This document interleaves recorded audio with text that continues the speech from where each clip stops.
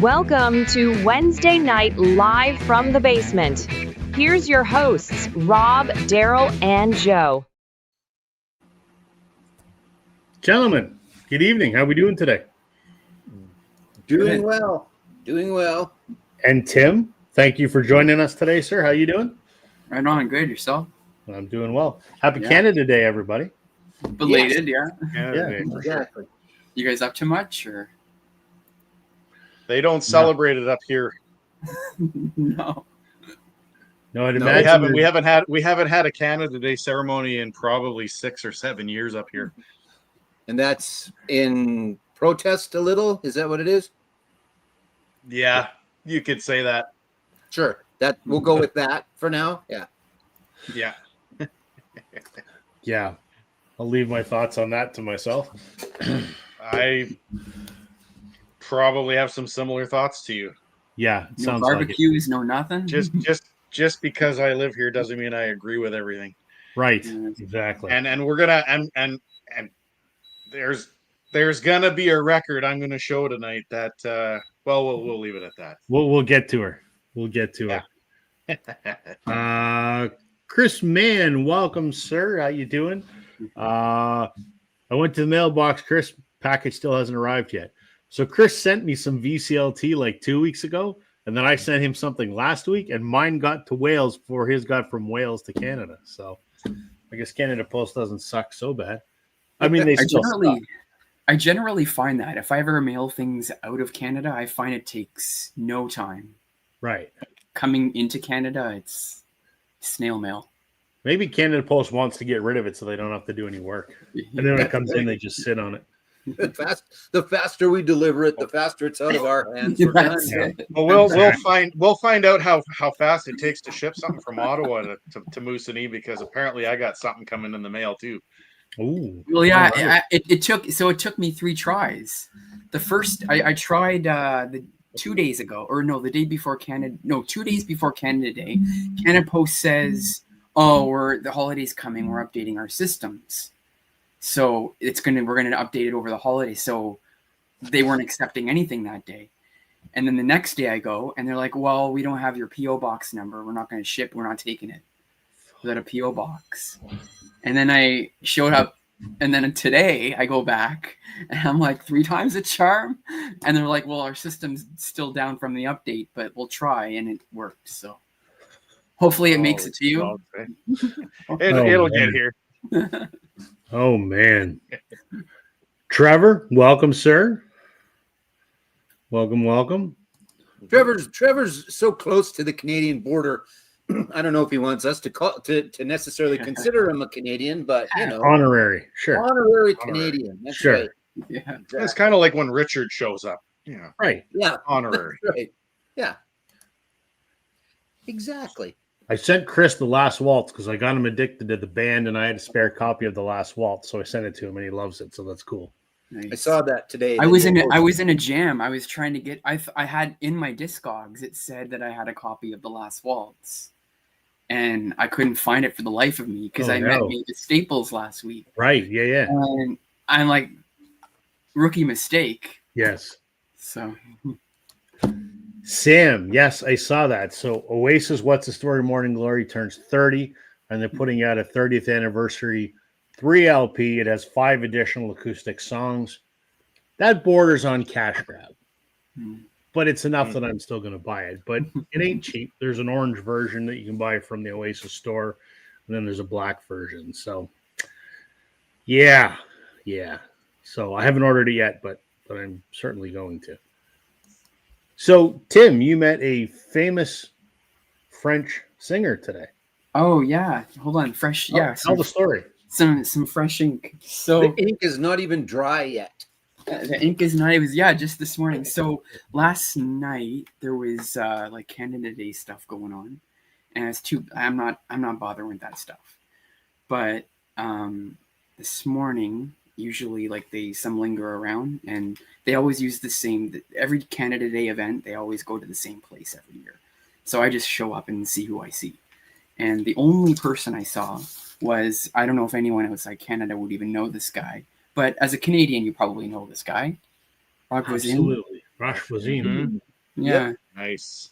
So I'm not, the biggest fan, but this is a pretty big album and Sure. I think any Canadian will probably know this guy. Oh yeah, Yeah. So yeah, I got that today. that's cool. Awesome. Yeah. That's good. Very cool. Was he nice? Yeah, he was. I wasn't on my game though. I didn't ask for a picture. I wasn't on my game, so I missed that opportunity. The last time you asked, that's for another picture, story. Yeah, the last time you asked for a picture, you got accused of being an eBay seller. Yeah, well, it's so funny because I saw that on your little, when the show starts, you're holding up the Wallflowers album. Yep. And in my head, I'm just thinking, that fucker. I know. Well, you're gonna come back when we're gonna do a Wankers episode. So it's not Canadian, but yeah. So there it is. Okay. He signed it, but then he's like, he said, I'm like, oh man, like I was trying to talk to him, I was trying to engage him. He wasn't really doing it. I'm like, can I get a picture? He's like, yeah, I'm not authenticating your stuff for you. So I'm like, okay, yeah, an asshole. He'll be in the Wanker episode when we do the Wanker episode in a few weeks. So. What else is going on there, buddy? How's the store, Joe? Is it busy? Store's okay. It's been all right. I bought a little collection a little while ago, which will have some interesting stuff. I can't remember if I did that last week or not. And I've got some fun stuff coming in tomorrow for some things that people ordered. But yeah, it's good. And Canada Day here, Joe and I went and wandered around in the park and ate some Canadian delicacies and then went and watched some dancing and things like that. It was good. It was just a nice Tuesday afternoon and Tuesday evening. So it was good. Harlequin was playing, who I've seen numerous times, and I don't dislike them, but I just didn't feel like going back down at 8:30 at night to go and see them and or the fireworks. So, and that's not a shot against Harlequin, but did you get some in your neighborhood or no? Yeah, there was a few fireworks in the neighborhood. For the kid and I watched a few from the balcony, but yeah, it's yeah. I don't like leaving my house, and my wife gives me shit for it all the time. We got into an argument about it, but whatever. Kid didn't want to go either, so we stayed home, and it's fine by me. The thought of going out at 8:30 at night to me is like, are you fucking kidding me? It's 8:30 at night. You know what? 20 years ago, it'd be 12:30. I'm like, time to go to the strip club. Times change. Old man, but that's okay. I like being an old man. Yeah, I know. Yeah. Me too. Grumpy. Yeah. I'm trying not to be. I really am trying not to be, but Right. it makes it hard some damn days. What else? Oh, I went and saw the guys from Whose Line Is It Anyway last Thursday. Oh, yeah. Hilarious. Yeah. Hilarious. Yeah, I've That's seen cool. them about 3 or 4 times, and we went and saw them, and yeah, they were fantastic. Colin wasn't there. I'm trying to think. I can't remember if Jeff's Canadian or not. I don't think so. I don't think there were any Canadians in the deal this time, unfortunately, but yeah, they're fantastic. I think that's the 3rd or the 4th time that I've seen them. So always What's the name of that tall fella? Who's that? Ryan Stiles. Oh, okay. He wasn't there. I think is maybe who you mean. Yeah, he was there. Oh, okay. But he's I think he's honorary Canadian too. I think he's from the States, but has spent a lot of time here. So, but yeah, the main Canadian Colin wasn't there, but it was good. It was very good. We, like I said, we like going to that football game on Saturday night, a beautiful night. So yeah, I got no complaints about my weekend, even though, well, not that I worked on Monday. What I do is not work. I completely acknowledge that what I do is not work. So I'll trade you in a heartbeat. yeah. No, I'm not complaining in any way, shape, or form. So I sat on my computer for 12 hours a day, and 5 of those were on Zoom calls. yeah. Fucking exhausted. Chris, I am just as knowledgeable about Formula One as Joe is. Just because my name's not Racer Rob, I know just as much about Formula One. But do you have an opinion on the movie, Joe? It was good. If you are a big F1 fan and or racing fan, there's some stuff you kind of have to forget about, and because it's stretched a bit. But it was good. The driving scenes were fantastic. I'm a Brad Pitt fan. I think he's a great actor, so he was very good. Javier Bardem was fantastic in it, and like I said, the driving scenes alone were probably worth the price of admission. But it was very good. Soundtrack was okay, nothing great. Chris Stapleton's got a pretty kick-ass song on there that I like.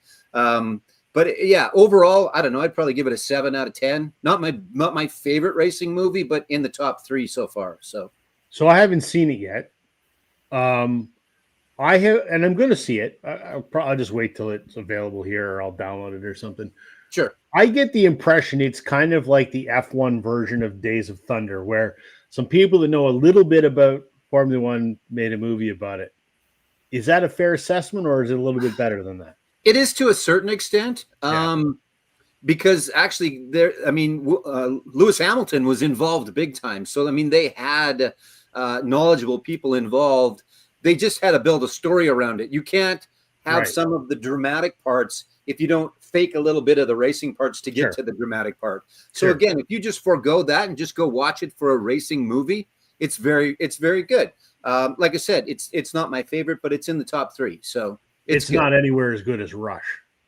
No, because that's number 1. That's the best. It's Rush, Ford versus Ferrari, and now this. So I'm with you on both of those, 100%. Yeah, because they're just so good. And in the IMAX was pretty awesome too, because it was like full blown our IMAX where all the documentaries and that are still shown. So yeah, not that I wasn't deaf going in, but I was a little more deaf coming out. So. Sure, Chris, I didn't know you were an F1 fan.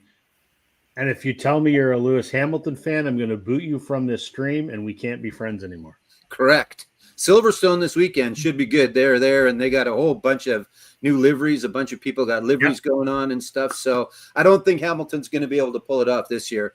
Ferrari's just doesn't have the car. But But anyway, enough about racing. That's not what we're not here to talk about racing. No, and the Blue Jays, real quick, the Blue Jays are only 1 game out unless they played today and won. Well, they're playing right now against the Yankees. Yeah. And if they beat the Yankees, we're tied for first in the East. Yeah. I would not have had that on my bingo card this year. Nope, but it's been it's been good. Pitching's been holding up. Guys that are supposed to hit have been hitting a little bit, and you've just got there you go. There you go. All I can say, Chris. Go Fernando. Go Fernando. Fernando might have a new teammate next year, maybe. There's a whole bunch of rumors and shit. But anyway, you're right. We're not here to talk about racing, but the movie's good. Right. And the Jays are kicking ass. In the game yesterday, Springer, 2 home runs, 7 RBIs. One of them was a grand slam. Wow. And the guys like Addison Barger that's stepping up. Yeah. Yeah. Yep. Awesome. We're here to talk about Canadian music, though, because yesterday was Canada Day. And for our American friends who may not know, or for people overseas that may not know, Canada Day is essentially our Independence Day. January the 1st, 1867 was when the British North America Act was passed in Parliament in England, making Canada an independent country within the Commonwealth. And then we ratified our Constitution in 1980. So we are 158 years young. So elbows up. Take off, eh? That's right. Yeah. So we're we in broad strokes are talking Canadian music today, which I talk about probably too much anyway. But we thought we'd since we're all a Canadian panel by design this evening, talk about some of our favorite Canadian art. However you want to interpret, let's talk about Canadian music. That is exactly what we're going to do. So, shall we dive into it, gentlemen? I'm ready. Anytime you like. And I'm going to go first for the second week in a row. Okay. So there. Because I have what I think is the perfect album to kick this off. So, hold on here. Right around says, happy belated Canada Day.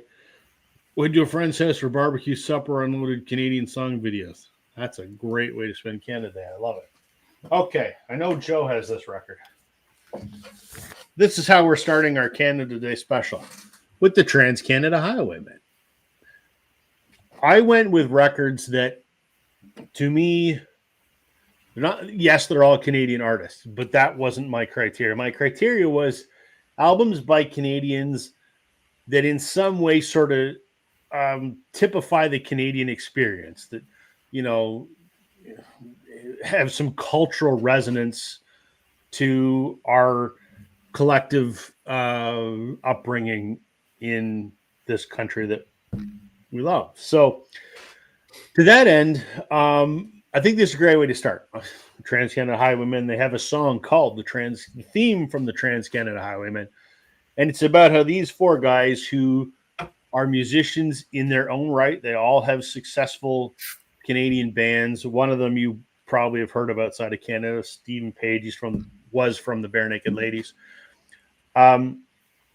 This is an album of them doing Canadian songs from the 70s, late 70s, early 70s, early 80s, I guess. As you can tell, it kind of looks like one of those K-Tel covers. And the reason that I say that this, in my mind, is sort of embodies the Canadian experience, if you're a Canadian between the age of, say, 30 and 60, you've heard all of these songs on the radio when you were a kid, right? So, you have stuff like Undone by the Guess Who, or Rock Me Gently by Andy Kim, or Carry Me by the Stampeders. We heard all of those on, mainstream radio when we were younger. So, yes, it's a Canadian album by Canadian artists, but I think all four of us, when we hear some of these songs, we remember hearing them at the breakfast table when we were getting ready for school in the morning, or when you're at a barbecue, family barbecue when you were 10 or whatever. So in my mind, this is, I should have made myself large before I started yakking. This is how I'm starting my Canadian cultural experience this evening. So Very nice. there we go.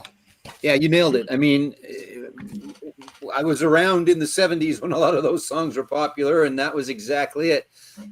Sitting having breakfast before going to school with my dad, and the local radio station would be on, and it would be a lot of those songs. So, and they do a fantastic job of them. They're all very talented artists, and they all make them sound good, which is awesome. So, good choice. As Recordhound says, looks like the Music Express K-Tel LP. Yeah, that was sort of the design they wanted it to. It looks at one K-Tel record specifically. Is it the Music Express one, Joe? Yeah, I'll go get it. All right. Because I think I know where it is. Happy Broskies. Happy Canada Day. Tim better show his Max Webster. I didn't. I mean, I can go get it, but I didn't pull it. All right. So, give yeah, her a show there, Joe. Hold on. Let me It's that one. So let me enlarge you, Joe. Okay, please. Ooh, thank you.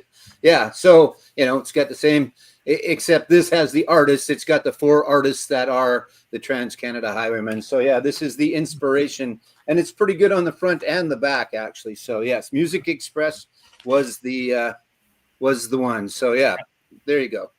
There you go. Do you own that because of this? This came in a bunch at the shop. Actually, it came in a collection. So when I finally got that being the TransCanada Highwaymen, I knew that we had that. So, but they go well together. Yeah, and you know what? While I'm at it, what the hell? Let me just go now, and I'll get out of the way here because I'm going to talk about K-Tel, the Canadian company. For those that aren't aware. It was Tidal, it was Spotify for all of us back in the day, because you got about 57 songs on one album. Not quite, but there is 22 songs on this album. You didn't get the whole song all the time. There were a lot of shorter songs at the time, so sometimes they fit the whole song on there. But this is, I'm sure they did more than one, but this is the Canadian-est Canadian one that there is, because it's Canadian mint. 22 Canadian artists, such as BTO, the DeFranco family, which is on the TransCanada Highwaymen. They do a song. They do the song by the by the DeFranco family. 5-man electrical band. The Werewolf song was never on an album. It was a single, and it was on here. And I love that song. It's great. I remember laying in bed when I'm a little kid, because that would have been mid 70s, and actually got a little scared listening to the Werewolf song. Not so much anymore, but the Poppy family's on here, Crowbar, Chilliwack, the Stampeders. It's a lot of really good stuff. But yeah, for those that aren't aware, K-Tel was a Canadian company. They put out about 10,000 albums. I'm not sure. That's a bit of a stretch, but it's like there was one every week, because it was just, they just made them all these compilations, and they shortened the songs so they could get, like I said, 11 songs per side on a vinyl. And yeah, they sold a whole lot of records. They really did, because I mean, it was just an easy way to get a whole bunch of songs. Instead of spending a buck on a single, you spent $4 on the KTEL record and got 22 singles. So it was a great marketing plan that worked really well out of Winnipeg, Manitoba, Canada. Yeah, Chris, it's just basically a budget label that put compilation albums out, and they're like, you'd see them. I think they used to advertise them on TV, didn't they? It was like, I think so. Yeah, next, and they were all like $2, $3, $4, and on the flimsy, you take the vinyl and you wave it and go, whoa, whoa, Oh, yeah. whoa. Like yeah. it's garbage vinyl, and the sound quality sucks. But the whole point is get a bunch of songs really cheap. There was an American equivalent, which was Quality Records, if I'm not mistaken. Well, there was Quality. There was also Ronco, which I think did some stuff as well, right? But yeah. It was, I mean, everybody, I shouldn't say everybody, but almost everybody had at least a KTEL record in their collection, if not 2 or 3 or 4 or 5. So, yeah. Right. So the one that I showed, Chris, this one here. So what this is, the TransCanada Highwaymen are 4 musicians. Each had their own successful Canadian band, and they're all still playing and touring, whatever. So this is essentially a super group that came together and they covered songs that are Canadian songs from the 70s, and they paid homage to that KTEL album by making their album look like that. Is that a fair explanation? I think that kind of makes sense. Yes, that's a great explanation. And to answer, where'd he go? Beer and Vinyl, our good friend Alex, Tesla did Signs by the 5-man electrical band. That was the cover that they did. They didn't do the Werewolf song. I don't know if anybody ever has, but it'd be fun if someone did, actually, because it's a fun song. So, yeah. Anyway, I'm done. Thank you. Take off, eh? Cool. Take off. Okay. Tim, you want to go next? Me? Okay, sure. So, being Canadian, these are, and just getting into music in general, you're talking about getting into music when you're kids and all this stuff. I'll start with the 2. I still have these were my original records when I was about 2 years old. Still have them. Canadian as you can get. We're going to go with Anne Marie. I had that too. Yep. I drove this one into the ground. Actually, I never met her. I mailed her. So That's okay. That's okay. Yeah, she does her mail if you're interested. That one and the other one, again. I had that one too. And you've got that to get out of town. Wow. So that's one that I have that you have. I have a signed copy of a Raffi album. So Right I didn't meet him. Did you meet him? I took my son and we went after the show. And so yeah, well, I forgot what I was going to say. Keep going. That's pretty great. I had those, but they're long gone. That's awesome. Yeah. I can still hear that damn song, Baby Beluga. Oh, yeah. Baby Beluga in the deep blue sea. Swim so wide and swim so free. Holy shit. Yeah. Oh, yeah. Man. But yeah, these were my childhood copies. I actually thought I lost these. I'm a military brat, so I moved a lot. And I guess my parents just kind of threw all the records in a box somewhere. And they're like, oh, by the way, we still have these. And I got them back just only a few years ago. Oh, that's cool. So, what are our thoughts on the fact that Anne Marie had a little X and an O on there for you as well? So a little kiss and a hug. Yeah, little something. Are you jealous there? Yeah. What the hell, man? And like Anne, and like a legend in Canada. I mean, yeah. Speaking of hold on. Yeah, keep going. Hold that thought. Yeah. Speaking of albums sold, right? She's got a ton. So she does. Speaking of legend, how legendary is this? There's Anne Marie, and look who's with her. Yeah. Do you know the story behind this shot? No. A little bit. So you've got Mickey Dolenz, you got John Lennon, you've got Alice. What's his name? Isn't that Alice in Alice that one? Cooper. And then this guy, I'm slipping. This guy I don't remember.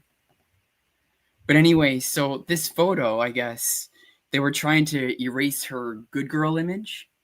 Yeah. So one of her, I don't know who, or PR person or manager said, "Oh, here, like just take some shots with these guys." And so that was the whole.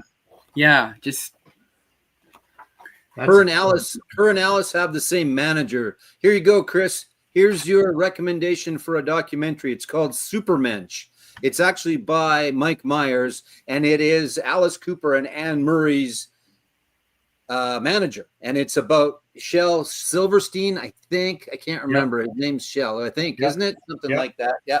So there you go, Chris. There's your recommendation. Look up Supermensch if it's out there. But you're right. That's exactly what it was. Is like, hey, Anne, go hang out with these guys for a little while. Let's boost your rep a little bit. So yeah. Crazy. That was kind of a cool picture. Yeah. He was just about that. You got to go watch The Last Waltz, and then you can go watch Joe's movie. Well, yeah. Oh, yeah. Yes. 100%. You got to watch The Last Waltz. Definitely. Trevor is saying it's Shep Gordon.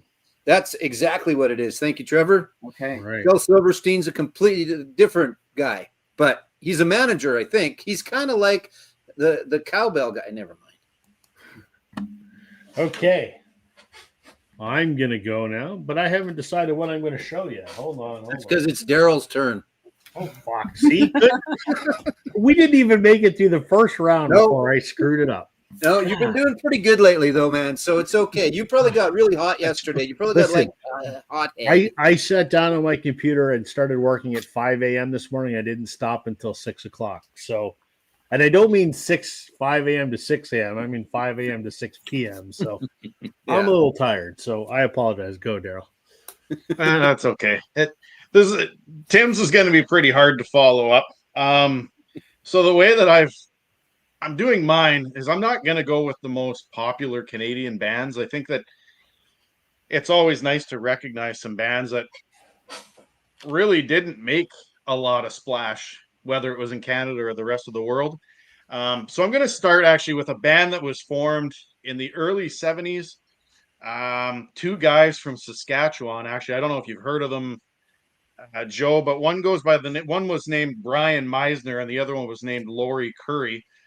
And initially they were a Beatles cover band that was known as Liverpool.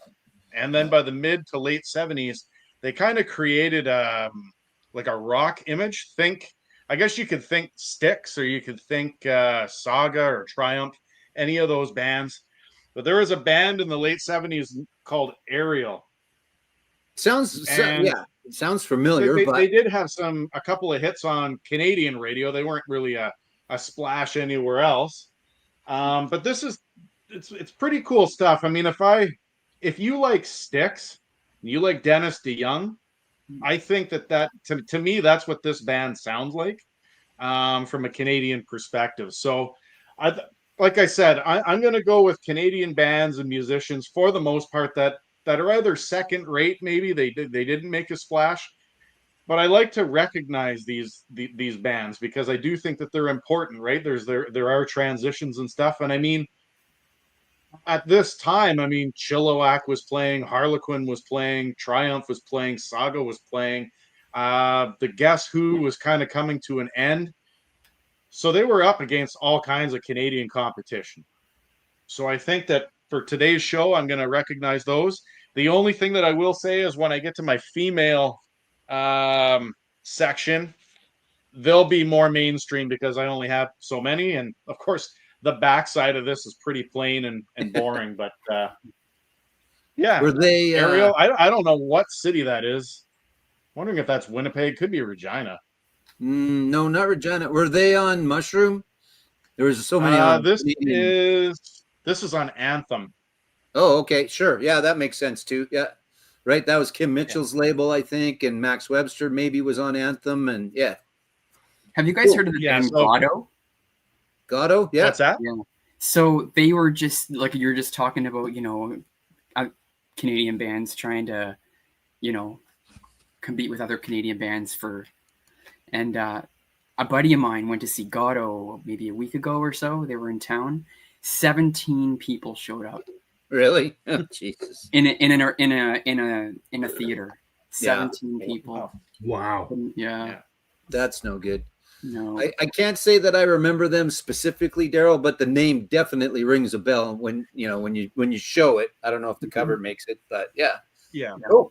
Yeah. So like I said, I wanted to try to just showcase groups and musicians from Canada that maybe had a little splash, or maybe they're just unrecognized. I think Cool. that's the approach I wanted to take today. I like it. Can I go now? You know what, Rob? You go. I'll go now. How about that? Okay, cool. Okay. I get to do this one while Chris Mann is still up before he has to go to bed. I know it's almost bedtime time for Chris. Okay, Chris, here's another one for you. The band, Northern Lights, Southern Cross. This was, I think, their second to last record. I mean, The Last Waltz was their last, but I think their last studio album was Islands, and I think this was the one before it. Great record. I mean, the big hit off of here was Ophelia, which is awesome.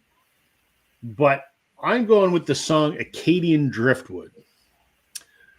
It is a pretty powerful song, to be quite honest. So the song is about, essentially, it's the expulsion of the Acadians, which was a historical event during the French and Indian Wars in the 1750s when the French lost control of the Maritimes, Nova Scotia, Newfoundland, that area. The French-speaking people that lived there were given a choice by the British that took over. You can either go back to France or you can piss off and go somewhere else. They were basically forcibly removed. And many of them ended up in the South, in Louisiana, and that's where that Cajun culture comes from. That's why there's a lot of Cajun French down there, because they were originally French-speaking Acadians. And anyway, this song is Acadian Driftwood. It's really a heart-wrenching account of, you know, the Acadian people and their longing for their home that they were forcibly removed from. So not a positive example of a Canadian cultural, you know, whatever, but something that is historically significant. And so there you go. Chris, if you like what you've heard of the band so far, this is a great record. Ophelia is one of my favorite songs, and so is Acadian Driftwood. So there you go. Very nice. Lots to say about that. Okay, Joe, you can go next. No. I mean, yeah. I mean, we all love the band. I don't think you have to sell any of us. No. I think we have to, you know, and that was near the end. But Ophelia was probably one of their biggest, right? I would say so. Yep. Yeah, definitely. Mm-hmm. All right. Julie, happy Canada Day to you as well. Yes. She's from Montreal, I believe, correct, Julie? Yes. I think Julie's from Montreal. I believe so. That's good. Okay. I am going to show, I've got a couple that I've shown the band before, but I'm going to show some different versions or some different albums from the band. As an example, this is not autographed like the other one, so this does not have to be willed to you, Rob, but this is the most recent purchase that I got is Made in the Name of Rock and Roll by OBS. Yeah. Still no first one out there, but we're working on it. I know. Every Kurt time says it's coming, but I'm not going to hold my breath. No, I'm not going to hold my breath either. For those that don't know, I know that pretty much everybody here is familiar with the fact that I've talked about these guys a lot. Band out of Saskatoon, rock and roll. They've been at it for a while now. They've had limited success, kind of. I mean, they've had some bigger songs, especially they've charted in Canada. I don't know if they've ever had anything in the States, but we don't care about the States this evening. No offense to all of our friends from the United States for this evening. But just good stuff, and are working on some new music. At least they keep telling us that. And there they are, because that's what was left at the time of the band. They hadn't picked up. I think since this picture's been taken and this album, they've gone through a couple of new bass players. And I think most recently, there's a young lady that is playing bass for them. But band out of Saskatoon, good stuff. Kurt Dahl, lawyer, right? Entertainment lawyer. Or entertainment lawyer. That's the word I was looking for. But yeah, so and what does this say? Featuring the hit single Raging Bull. So there you go. Out of Saskatoon, OBS, One Bad Son, Made in the Name of Rock and Roll. It's kind of like it's rock and roll. I mean, but I think their first album kind of has a bit of that throwback rock and roll, and you hear songs like Retribution Blues and.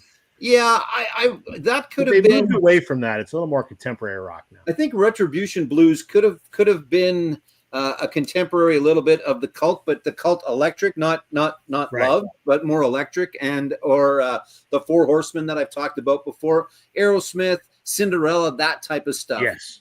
This is a little bit more, and their rendition of Psycho Killer is awesome. Really, really good, actually. Talking Head Psycho Killer, really good version of it. So, Do you know what I just learned the other day when I picked up one of their records?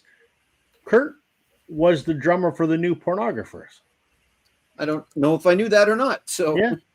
I was reading the liner notes. I go, no shit. I didn't know that. there you go. There you I'm go. still pissed that I got to miss the Sadies. I mean, I'm happy I'm on vacation, but I got to miss them. So, I know. That sucks. yeah. I'd like to see the current incarnation of the Sadies, just see them as a trio. Yeah. We need. Okay, Tim. All right. I'll show something a little more new. Change it up here. So this is a little more outside my usual list. It's not something I normally would gravitate to, but I was at Blues Fest, which is actually starting, I think, kicking off next week here in Ottawa. But I was maybe a couple years ago. I went to see The Smile. These guys were on before The Smile. The Smile is fronted by Tom York of Radiohead. Right. His Yes. side project. Anyway, these guys were on before them, and I was like, holy shit, these guys are really good. Bunch of young guys, and I'm looking them up, and I realized that the daughter is the girl is the songwriter, singer for this band, and her father is Jim Rankin. No shit. Passed away in 2000 from that accident. And that's Always. Have you guys heard of Always? Yeah, absolutely. I don't know These if I guys have are or not. good. She's good. Oh. I really enjoyed that. So it's more indie-ish. Yeah. I didn't know Definitely she was. indie. I didn't know she was a Rankin. She's the daughter of Jim Rankin. Yeah. Jim was my uncle's cousin. Okay. I've never even met my uncle, and Is it he's Jim? dead now. Is it Jim? Is it no? Jimmy Rankin is alive. Who's the other one? I'm The not other sure. one. The other guy. It's Can't not remember. Jimmy Rankin. It's not Jimmy No. Rankin. It's the other fellow. Oh. Yeah, it's bugging me now. Yeah. Anyway, my uncle, who I never met, is cousin. Okay. So No way. not that matters. I've never met them, and I never met my uncle before he passed away either. But the Rankins, for anyone that doesn't know outside of Canada, they're huge in the East Coast. yes, Yeah. Yeah. Huge. Yeah. Let But me yeah, tell you, but these guys have, I think they have 3 records. This is the only one I've got. But yeah, it's, really good. it's really John good. that died. You're talking John that died. in John 2000. Rankin. There we go. There it is. Yeah. So you said that they're more that Always is more indie. They're not folky like the Rankin No, family. they're more indie. I would say Yeah, more indie. yeah. Yeah. And it's not But- always. It's AL where there should be a W. It's VV. VV. It's it's pronounced always, I guess, but Is it Always? always, I guess. Yeah. Sure. So if you're looking it up, don't put a W. Put 2 V's. Put 2 V's. Yeah. But yeah. Very cool. Something a little more new. I like it. Change it up. Nice. And Chris, no, I have not picked up the new Rolling Stones. I did see that there is a single out, but I have not done anything with it as of yet. In answer to that question. Because Tim is out there with new music that well, what do you think we're doing? I listen to new music. Screw you, Chris. Right. Cool. Go to bed. Yeah, go to bed. Yeah, that's right. Go to bed. Guys, I'm going home. That's right. Yeah. Apparently, I don't listen to new music. I don't listen to the old stuff. It's Kinda tough though. representing The new stuff. stuff is really tough to Yeah, for sure. store. I don't. Well, I'd probably listen to more new stuff if I had a record store to go to that I could get it at. But yeah, comes with it. All right. So my next choice actually is a twofer. This one here I think has one of the coolest covers I have. You guys can either agree or disagree with me. I've never shown this on my channel before. So in the mid to late 70s, there was a family that immigrated to Canada. They're all brothers.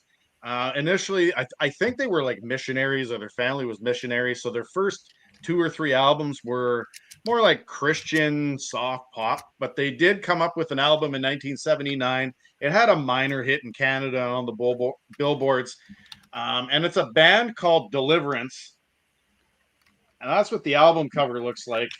That's cool. All these butterflies. It's a really blue cover. I think it's a cool looking cover. Some people might think it's one of the weirdest ugly covers in the world, but I think it's neat. All right. So there is a minor hit on this called Leaving LA. The way that I could describe them as a band post their Christian stuff, you could say that they're like a soft version of the Bee Gees, I guess you would say, the way that they sound. But the lead singer in the band, in the 1980s, he went solo, and he did have some hits in the 1980s. And he went, but his name is Paul Jans. And he had a song called Believe in Me, Every Little Tear. Yeah. And on this one here, there's a song called Don't Cry Tonight, Go to Pieces, Close My Eyes. Those are the big hits on this one. And then by the mid-90s, Paul Jans, he was actually a theologist teaching university courses at King's College in, where is that, London, I think? Or is it Toronto or at King's College? But anyway, yeah, he vanished. He doesn't make music anymore. And I know that in the 2000s, there was some kind of a tragic incident. I think his son committed suicide or something like that, also into the music scene. And then, yeah, he's just kind of disappeared. But he's not even on Spotify.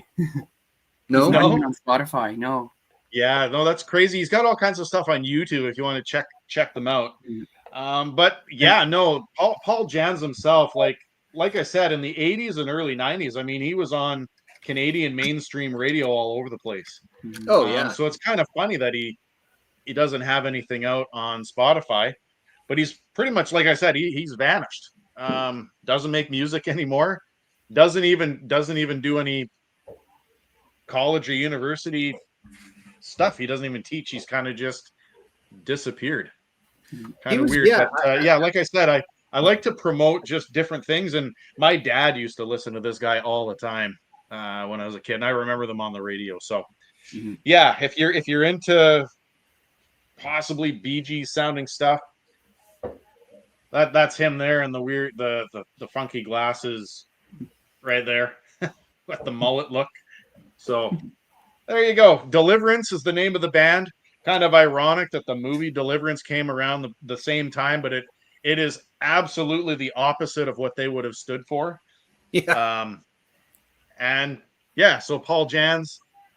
Shortly, I'll be getting into some more known stuff, but there you go. Paul Jans and Deliverance. Oh no, I know Paul Jans. I mean, I haven't thought about it or heard of it for a while, but Go to Pieces was fantastic. What's that song with the angel? Something about angel. I can't remember. It's another popular. Yeah, it's a good tune. Yeah. Catchy. Yeah. It was good stuff. Okay. I got a couple CDs here because there's some I wanted to talk about that are not available on vinyl. So I have to do it. This is one of my favorite albums of all time. Like, it's probably top 10 of all time. Joe, Daryl, you might Tim might recognize the last name. This is Dustin Bentall, or actually this is the Dustin Bentall outfit. Barney's son. Exactly, Barney's son. This is a great album called Six Shooter. It's from 2009. When these guys were a band, which they're not, they broke up about 12 years ago now. I saw these guys everywhere. I know Dustin. I knew his girlfriend. That's her bum on the cover, Kendall Carson, who is on this record. That's her right there. That's her face. We're going to talk about her later on. I know his bass player, Del Cowsill, who is his father was Billy Cowsill from the Cowsills. And the drummer on here is Pat Stewart, who was Bryan Adams' drummer. This is a fantastic record, though. This is, I consider it like stoner rock and country western music put together. It's a strange combination. but it's amazing. Why am I showing this? Well, there's a song in here called 3,000 Miles, which is the only song in here not written by Dustin Bentall. Good. It is written by a singer-songwriter in Toronto named Corin Raymond, but it's a great song. It's a song about basically crossing the country on a bus. It's a guy, he leaves Port Alberni, which is on Vancouver Island, and he goes 3,000 miles on the bus. And it's also about getting high, which is not my thing, but if it's your thing, more power to you. But I think we can all sort of relate to long drives through the vast expanses of this country, because for our American friends, this is a largely unpopulated country, and when you get more than about 100 miles from the border, you drive a hell of a long way before you see anything. And if you live where Joe lives, there's so little you watch your dog run away for a week. There he goes. He's over there. Bye. So, I mean, I think we can all relate to the, long Canadian road trips. It's a great song. I love playing it. Just one of my absolute favorite records, 6-Shooter by the Dustin Bentall outfit. So I am honestly not a dirty old man, and I try not to be sexist, but I like Kendall Carson even more now than I liked her when she was just a fiddle player. Oh, yeah? Well, that's who you said was the cover. That's the bum. Yeah. Yeah, So, that's the bum. yeah. I have this on a T-shirt, actually. Yeah. Actually, and this one's signed here. So Dustin signed it there, and Kendall signed it there, and Dell signed it there. Great record. If I ever see another copy of this floating around, Joe, I'll send it your way. I think you'd dig it. Yeah, please do. What I may do is I just might email Dustin, and he'll send me another one because he's a good dude like that. So excellent. Yeah. No, that's great. cool. It's a great record. And I think. Sorry, go ahead. No, go ahead. What were you gonna say? I was going to say, I think Barney's still playing too, right? I mean, I think he's out there doing stuff still. Oh, he's out on the road. So, for those who don't know, his dad, Barney, had a band called Barney Benton and the Legendary Hearts. And my son just nailed himself in the nuts with a basketball in the other room, and I'm trying not to laugh. I can see you looking over there, and I'm wondering, okay, what did his son do? Because I can see it coming. All right. You all right, buddy? Yeah, I'm okay. Okay, he's giving me the thumbs up. So his dad, Barney Benton, the Legendary Hearts, was a rock band in the late 80s, early 90s. Traveled in the same sort of circles as like Tom Cochran. It's that kind of stuff. Barney's still out on the road, not with the Legendary Hearts anymore, not very often. He does a lot of solo stuff, and he has a touring ensemble in the winter called the Grand Caribou Opry. So he does a lot more country stuff nowadays, but he's still out there. He's still doing it. So cool. Good stuff. Yeah. Awesome. MGK Buffalo, how you doing, man? Mike. Hello, sir. Nice to see you. Okay. Joe, you're up. So I always keep Discogs open when we're talking just so that I can look, because I know this is going to sound bad, but I don't remember everything that I have. So I went to see if I had Paul Jan's, and there was 3. It said I had 3 in Discogs, but I don't actually have any of his. However, he is on 3 albums, and most notably, Daryl, and you probably knew this already, he is a backup singer on the Thid Red Line for Glass Tiger. He's listed as a backup singer anyway, so yeah. And then he's also listed as a backup singer for Here's the World for You, Paul Hyde and the Paolas, and Alfie Zappacosta, another Canadian. So he's a backup singer on those 3 albums. So that's because that's what's kind of cool sometimes is Discogs. Do I have that? No, but it says I got 3 of them somewhere, but that's because he's listed as a backup singer on those. So, okay. We just talked about the son of an artist. We're going to talk about the dads of artists, because I got the Good Brothers. We were just talking about the Sadies. I was going to show. I've got some Sadies in here. Well, yeah. And the Good Brothers are on this record. So are they? Yeah. Go ahead. Good Brothers, good 80s Canadian country. back in the Murray McLaughlin days, in the days where if you were a Canadian country artist, you got played lots because there was only so many Canadian country artists. And back in the day, and we still do to a certain extent, you had to play X amount of Canadian artists on your country radio station. And these guys got played a lot. Most notably, Fox on the Run, not Fox on the Run by Sweet Fox on the Run, but Fox on the Run by, I don't know if that was them originally. I mean, it's not written by them. It's written by some dude named Anthony Hazard, Dick James Music Incorporated BMI. So there was probably some other versions, but you've probably heard it if you were to Google and or YouTube Fox on the Run by the Good Brothers. You'd go, oh yeah, I've heard that at some point, drunk in a field somewhere, or at least I had.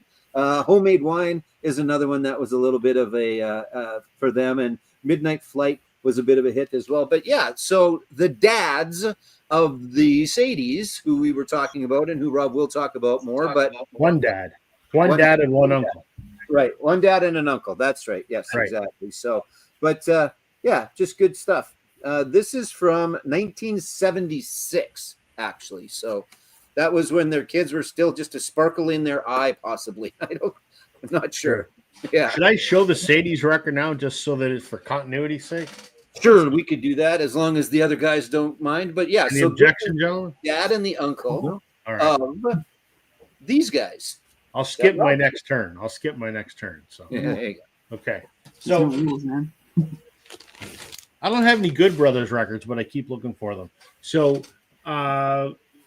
they're brothers, and one of them had two sons, Dallas and Travis Good, and they formed a band called the Sadies. So the Good Brothers is their dad and their uncle, and this is an incredibly hard to find Sadies record.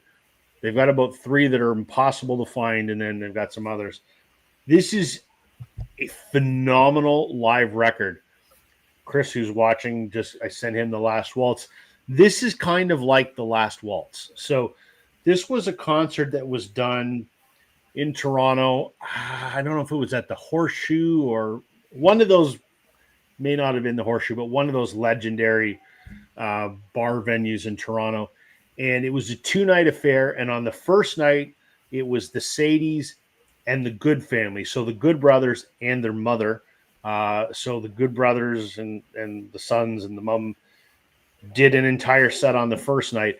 And then on the second night, it was everyone that the Sadies had worked with. Blue Rodeo, John Spencer, Rick White, John Langford, like a whole slew, Nico Case. It's kind of like The Last Waltz when all their famous friends come on. And this is exactly what this is. It's a 3 LP set. It's absolutely incredible from 2006. You're not going to find one of these. And if you do, but an incredible record. So the people that Joe were talking about are on this one as well. There you go. There you go. And now I'll skip a turn. So it's Tim's turn. All right. This record, I absolutely love this record. My dad played this to death, and it kind of grew on me. And it's funny because Joe just mentioned one of the 2 band members, Paul Hyde, and the other one would be Bob Rock. And together they are Rock and Hyde. Yeah. Dirty Water. Yeah. This album is so good. So good. Mm-hmm. I Will, Dirty Water, The Blind, the Deaf, and the Lame. I don't know. You just got to hear it. It's very Canadian 80s late rock. But that's really good. And then actually just in relation, another band that doesn't really get much love, but you guys know Sheriff, right? Yeah. Sheriff. Yep. So these guys left Sheriff and formed Frozen Ghost. These guys kick ass. These guys can write, in my opinion, anyway. I don't know if you guys. No, they do. I have both their I have 2 of their albums. They do kick ass. I had considered showing them. Yeah, because this is a band that no one talks about them, and these good on them for, because I'm not a huge Sheriff fan, but these guys, the main guy Yanni or whatever his name is, he's from Montreal. He's a songwriter, man. He writes good shit.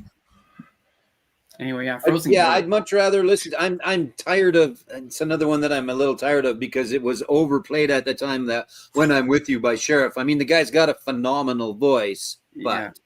it was definitely when they played that. Yeah, I don't even know if it was the lead singer, but it was the guitar player and then whoever. Yeah, our Arnold Lanny. So whoever that was in Sheriff, those two left and formed this band, and these guys. Should I See is a phenomenal song. Oh yeah, Pauper in Paradise, and Yeah. I like the last one. It's a purple. It's like a purple. It's not on vinyl. It came out in the non-vinyl days, but that's just slammed with hits. Actually, day before Monday at work, I listened to the Payolas, all 4 of the first ones. Actually, not that one because I didn't have that, but I had all the other ones. Yeah. Payolas are fantastic. That's the one band that I'd still like to see out on, if they could do it anyway, is out on tour still, but that's not going to happen. So yeah. But I don't know how Bob Rock ever got around to, like, he got into producing and he did Metallica and all them. I don't know how he got that gig, but he did Metallica, he did Motley Crue, Dr. Feelgood, he did Saint Anger, but we won't hold that against him. But Bob did a lot of stuff. So I'm not sure how he went from a bit of a alternative ska-ish kind of band in Canada to being the producer for Metallica and Motley Crue and everybody else, but did one and then made a reputation for himself, I guess. Do you know what happened to? Does he, like Paul Hyde? Does he do anything else anymore? Or? The only thing I've seen from Paul Hyde in the last little while, and it's a while ago now, is the gentleman that was the lead singer from Spirit of the West. Oh. When he had passed away, he kind of came and did. I saw a little something on YouTube somewhere that he did a bit of a remembrance of him because they were friends. But that's the last time I've seen anything from Paul Hyde, and that's years ago now. That's probably 5-6 years ago now. So Little Mountain. That's true. Okay. Daryl. All right. So I'm going to do a twofer. One of these actually, Joe, you mentioned not too long ago, but usually when we think in Canada, if we were to ask somebody about folk music or country music or things like that, most people are going to say Stompin' Tom or they're going to say Gordon Lightfoot, right? Those are the two that most people are going to go with folk and country music. But Joe, you mentioned Murray McLaughlin, and my dad used to play Murray McLaughlin all the time. I have a couple of his records, but I'm going to show the greatest hits one. But I mean, he did a song that was played all over the radio in the 70s and the 80s called the Farmer's Song. Yeah. And it is a fantastic song.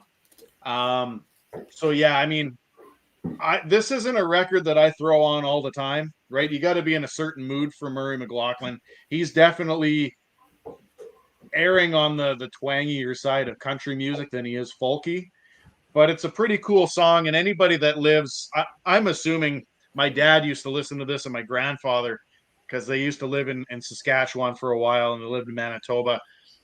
Pretty sure anybody that lives out west can respect Murray McLaughlin because a lot of the themes in his music go towards that blue collared stuff.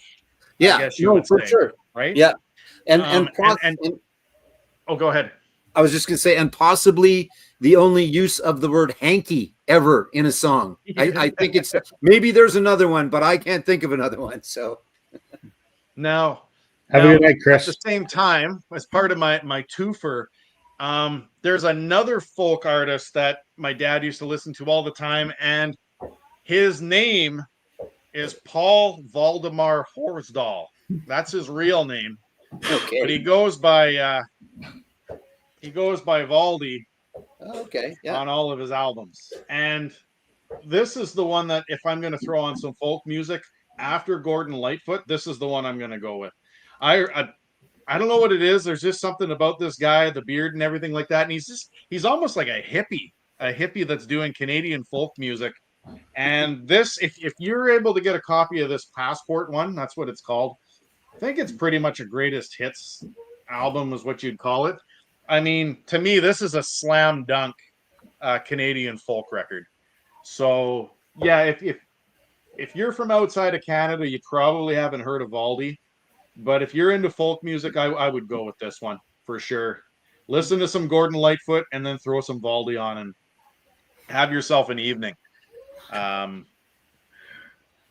Yeah, so we're kind of getting into some more, I guess, people that Canadians and probably the northern part of the U.S. would know from my collection. But once again, if you're thinking folk music, you're thinking country, you're thinking Stompin' Tom, you're thinking Gordon Lightfoot, you're not thinking Valdi.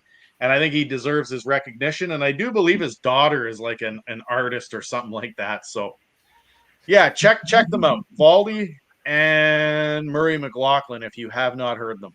He looks like a bruised beard. Yeah, I saw that. Yeah, that's good. Yeah, Murray's good. I saw Murray forever ago.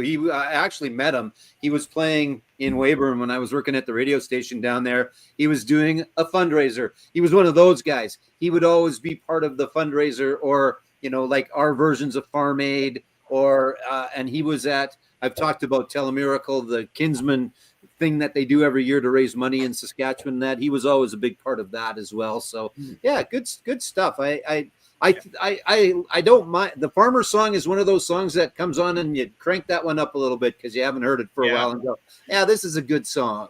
So yeah, and I think was it Radio Hound that said that Valdi's was Rock and Roll Life. Yeah, Rock and Roll Song. That one's a good one, and he also does Simple Life, which is phenomenal. Simple Life. It's called Ode to L.A. And then my dad used to play Peter and Lou all the time. So no, it's really cool stuff. Like I said, you've got to be in a certain mood for Murray McLaughlin because he definitely has it's more of like a twangy Canadian voice, I would say. True. But if you can get past that, he's got some really good stuff. Yeah. Okay. I'm going to skip my turn because I went twice. So, Joe, you're up. Okay. I hope somebody shows some Stompin' Tom tonight because I don't have any. I don't have any yet. That's right. I don't have any yet.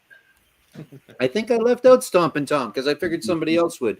I'm going to go with, I think I've shown this one before, and I know I've talked about him, and this is, I don't know why, but this is the only one that I've got from Danko Jones, but it's great. I mean, if you have any Danko Jones, it's not fair to say that it's exactly the same, but he himself live once said, if I can paraphrase, if you like one of my songs, you will like all of my songs because he just doesn't change that much. It's good stuff, rock and roll, dirty, greasy, good old rock and roll. And a fair bit of success here. I don't know in the States, one of those big in Europe kind of guys, but he's great live, fantastic guitar player, really, really good. Just good stuff. Danko Jones, rock and roll. I don't know where I'd put him in. I'd put him in with a little rock. Cheap Trick, but a little heavier Cheap Trick, maybe. What was that? Sorry. Sleazy rock. Sleazy rock. Yeah, there you go. And yeah, it's true, but it's good stuff. And this is the most recent, and it's very good, and it's cool artwork too. So, and you know what though, I will never forget the first time I ever heard Danko Jones. It was like my second or third year of university, and Lover Call came on the radio, and that's such a funny song, but so sleazy, so sleazy. If you haven't heard Lover Call, you got to check that out for sure. Danko Jones is great. Exactly. The cover looks much better out of the sleeve, but you want to make sure that you have it in the sleeve when you're not showing it off on your YouTube live Wednesday night show. But there's some cool, fantastic art. I'm not sure if that is actually a building somewhere, but Electric Sounds. But when you are not showing it, you want to make sure that it is in one of these, which is an outer sleeve, courtesy of our good friends from Vinyl Storage Solutions. Nice and clear still. This one's been in. It's nice and clear. So you put that back in there, and it protects and keeps your records nice and beautiful, especially the ones with the really fantastic artwork. So what you do for your outer sleeves is you go to vinylstoragesolutions.ca and then make sure that you use the promo code Northern10. And look at that. I even said promo code right the first time this time. And you will get an extra 10% off of your orders of inner sleeves, outer sleeves, 10-inch sleeves, 7-inch sleeves, gatefold sleeves. And remember, you always have to show the gatefold. So, vinylstoragesolutions.ca, promo code Northern10. Do not forget, because it will get you an extra 10% off. There you go. Thanks, Joe, for the public service announcement. You are welcome. I'm going to forget one of these times, and someone's going to give me grief for it, but that's okay. I do it because they are really good. I say that all the time, but it's good stuff. I know I make it sound silly, but it's good stuff. It's half humorous, in jest or whatever, but it's also serious. They are great. They don't pay us to do that. I get a small commission if you buy something, but no, they're really great quality. My question is, because I only have one mil, you guys got the 2 or 3 mils inner sleeves? Oh, I know. I just used the 1 mil, and I think they're what's the difference? Is it just the thickness? I guess. Eh? Yeah. Mm-hmm. There you go. You mentioned Danko Jones, Joe. Just for we like to do connections every once in a while. So when I showed this a few minutes ago, Pat Stewart's the drummer. Pat left after this. Well, he was just a session musician, and the drummer for this band until they broke up was Rich Knox, who, when these guys broke up, he became the drummer for and still is Danko Jones. Nice. So I've met Rich a couple times. We're a big ass country, but we've got lots of artists that get together and move around a little bit and collaborate and stuff. It's great. Exactly. Yeah. Okay, Tim. Well, this album cover is not as flashy as Joe's, and Alex might be a little bit upset that I didn't pull Max Webster. But here's the closest one I could pull out pretty quick, and that's ye old Kim Mitchell with the trucker hat and trucker hat on, and Siggy and Ann. There you go, man. Gotta love the Kim Mitchell, eh? Go for your. You gotta love the OPP hat. He wears that OPP hat in almost every cover he's got. Yeah. Quick little, and that's it's different than the one that Paul McCartney sewed on his Sgt. Pepper jacket. Sgt. Pepper thing. It's a little different, but essentially the same thing. But yeah. For our American friends, that means Ontario they changed provincial the cover of this, eh? Did they? Because this is the original, and then they repressed it because they didn't like the cigarette image back then. Which album is that? Which album is that? It's the Akimbo logo. Yeah, the blue. It's the blue one with just. I have the blue one in my. I didn't pull that one, but I've got a different Kim Mitchell one. Might show it later. Yeah, pretty hilarious. Kim Mitchell's awesome, and then on top of that, it's Peter Fredette from his band. Peter should have had his own band because he sounds fantastic. All We Are, when they do All We Are, it's just amazing, and they still sound fantastic together. He steals the show for that one song. He certainly does. Yeah, exactly. Yeah, and he's from Ottawa, I believe, right? Yeah, I think so. But the fact that he's stayed with them, he could have easily fronted his own band because, he also plays the bass, he plays the keyboards, he's got a fantastic voice. But it's I'll just stick with my buddy Kim. And I think the joke is that they've been together longer.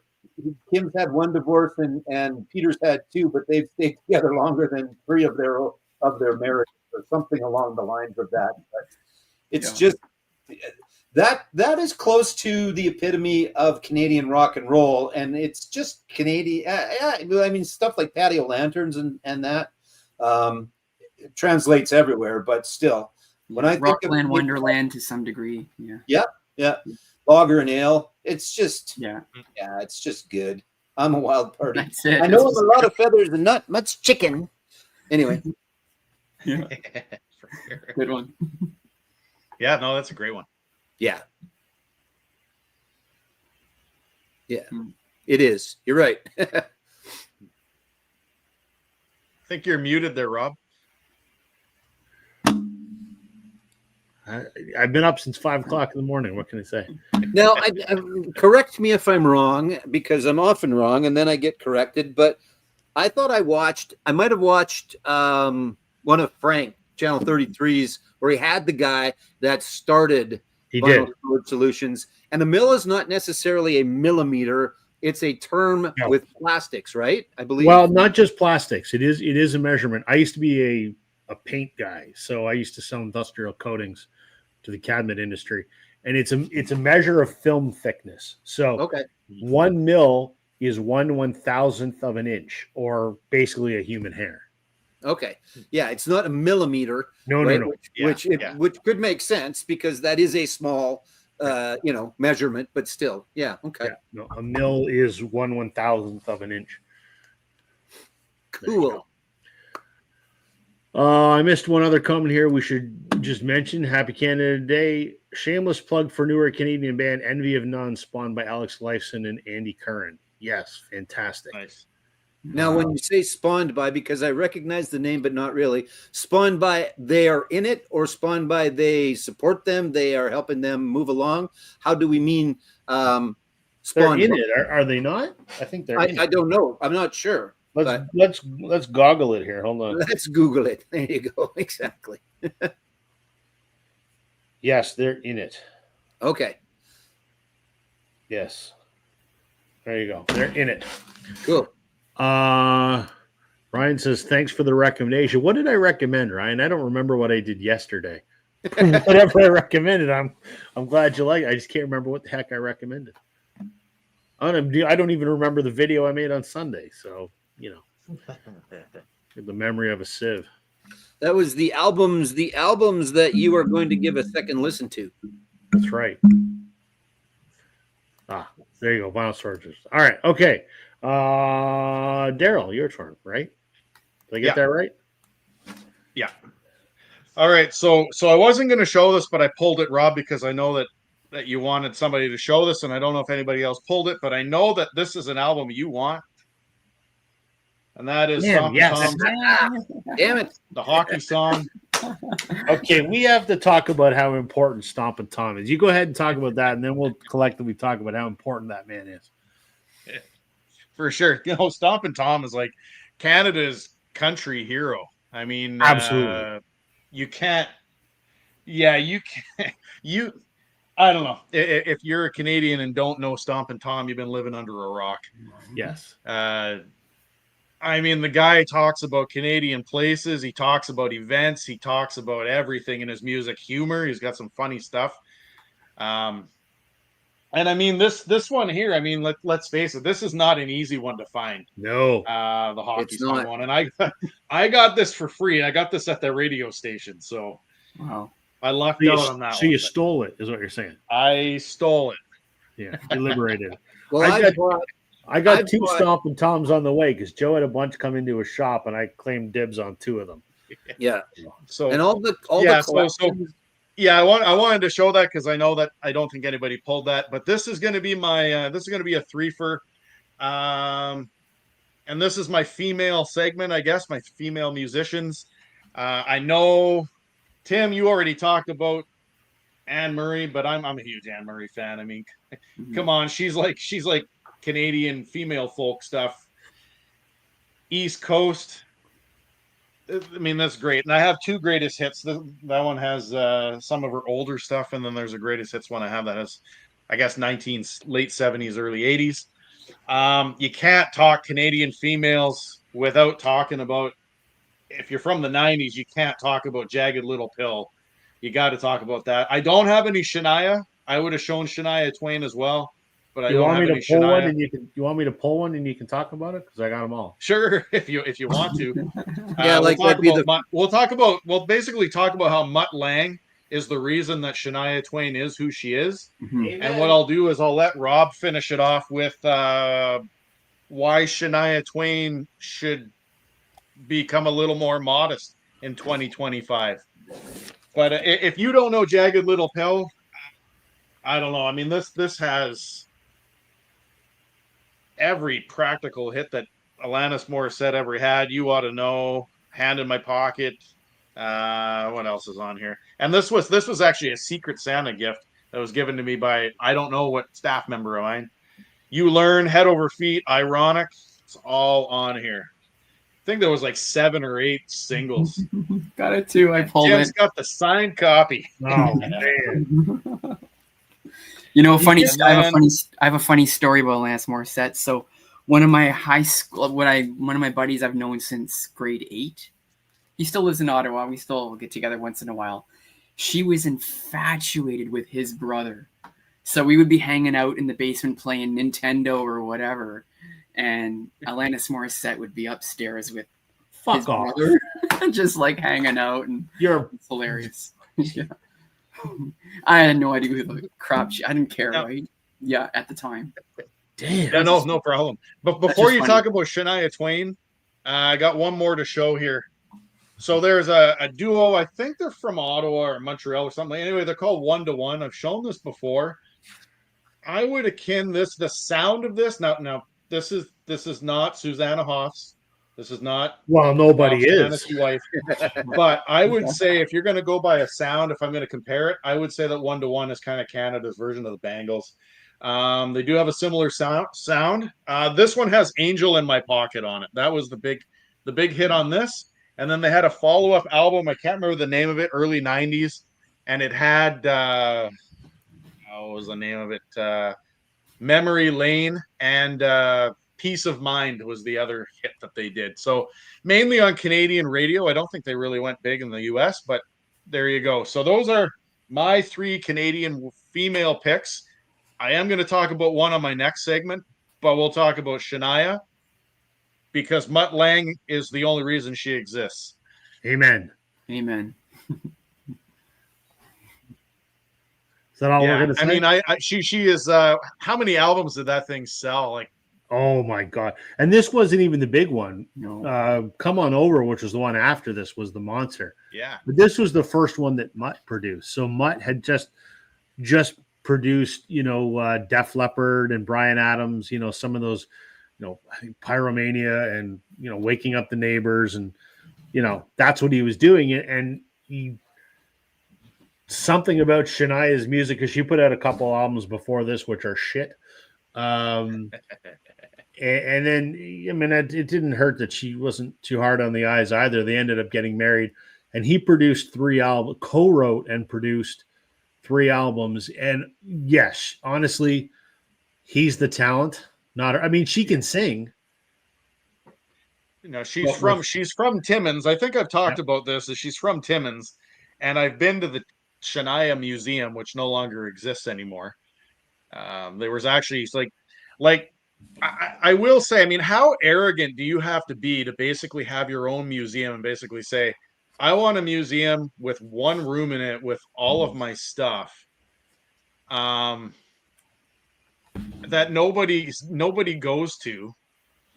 But I mean, let's face it. I mean, I don't know, what was it, the second one? You said the one after that. I mean, there's like 7 or 8 singles on that one too. It's kind of like Alanis Morissette. I think Come On Over, there was 10 singles. It's the biggest selling album by a female country musician ever. Mm-hmm. I love the album, and I love the one after that, which was called Up.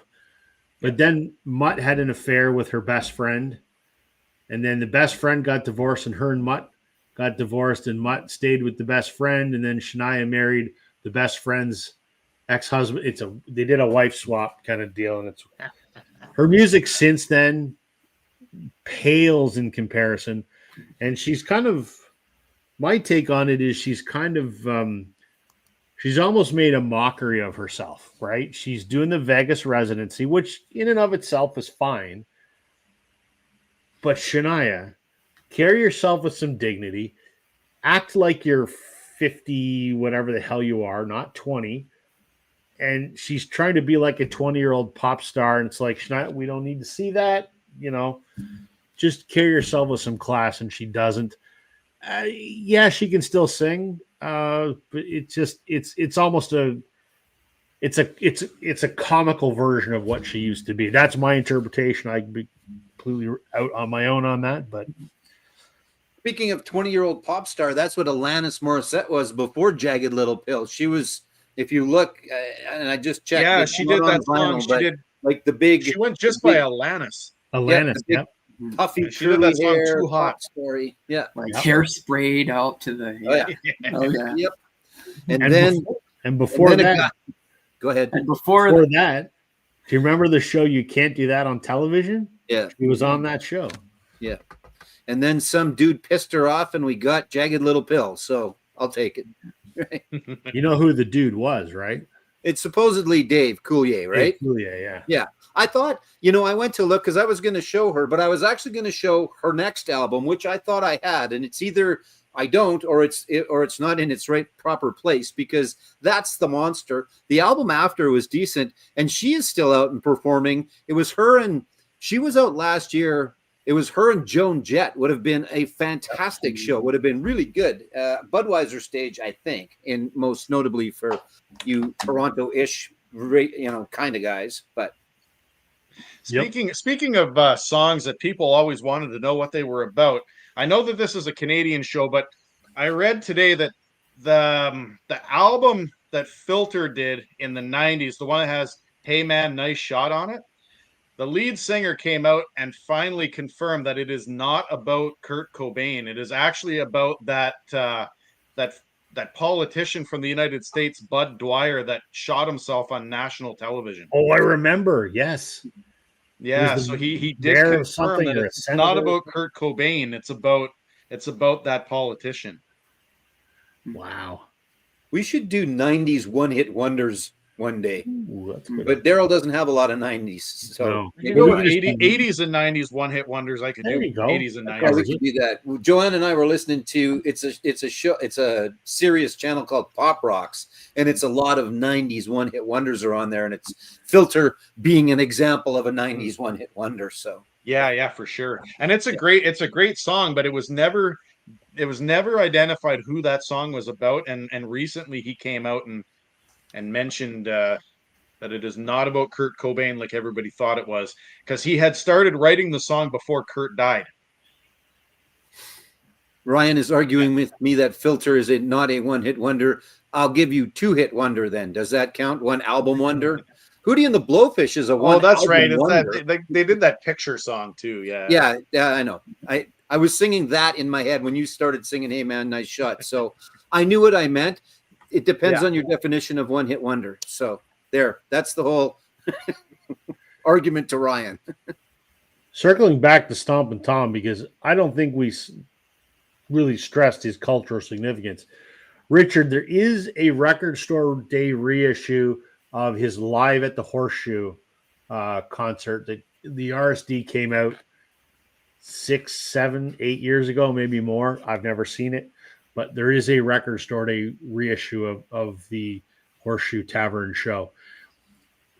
To people that don't, I mean, we said if you're Canadian and you haven't heard of him, you live under a rock. He is he's our cowboy. Black cowboy hat, black shirt, black jeans, black cowboy boots, and he's called Stompin' Tom because he would bring a plywood board, set it on the stage, and his left foot he would stomp it, and that's just his trademark. He had a full band and a drummer and whatever, and he's kind of a nasally country singer. And the guitar playing, not his guitar playing, but his guitar player, reminded me a lot of Luther Perkins. That was Johnny Cash's. It's a lot of that chicken picking kind of thing. But Tom Connors did songs about Canada, but he also did it with a lot of humor. Like probably one of his most famous songs is Bud the Spud. It's about a truck driver that drives potatoes from PEI to Ontario. All his songs are like that, but he had such love and passion for this country. He never left. He never went down to the States. He toured here his entire life and was such an ambassador for the Canadian arts and Canadian musicians and whatever.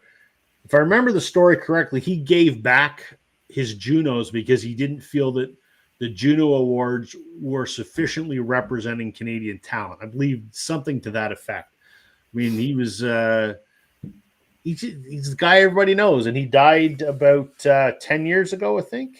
Yeah, it's about that. And I think he's gained a lot more. He's one of those that when he passed, a lot more people went, oh, shit, I should have been paying attention to this a lot sooner. So, right. I think it seems that way. So, and he's very much, he sort of sounds East Coastish, but he actually lived in Acton, Ontario, which is 30 minutes away from me. And his studio, which I can't remember the name of, is still there, and musicians are still making albums there to this day, which is kind of cool. So, Yeah. a very important, aside from like Neil Young and Gordon Lightfoot, equally as large looming in our popular culture. Fair assessment? Fair to say. Yep, for sure. All right. For sure. Is it my turn now? Am I right? It is, yeah. It is, yeah. Okay. I'm doing a twofer because this is two by the same artist. A band I've talked about a lot. A band I love a lot. Only on CD, unfortunately, folks. This is the Skydiggers. The Skydiggers are a roots rock band, more roots, less rock, from Toronto. They in the same sort of orbit as Blue Rodeo, and they're friends actually. They've been around since the 90s, mid 90s. They too are massive ambassadors of Canadiana and have more songs about the Canadian experience than I could count. Tons and tons and tons of them.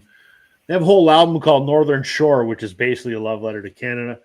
This is probably my favorite. This came out, I don't know when this came out because I can't see a copyright date on it. This, I would say, probably within the last, I don't know.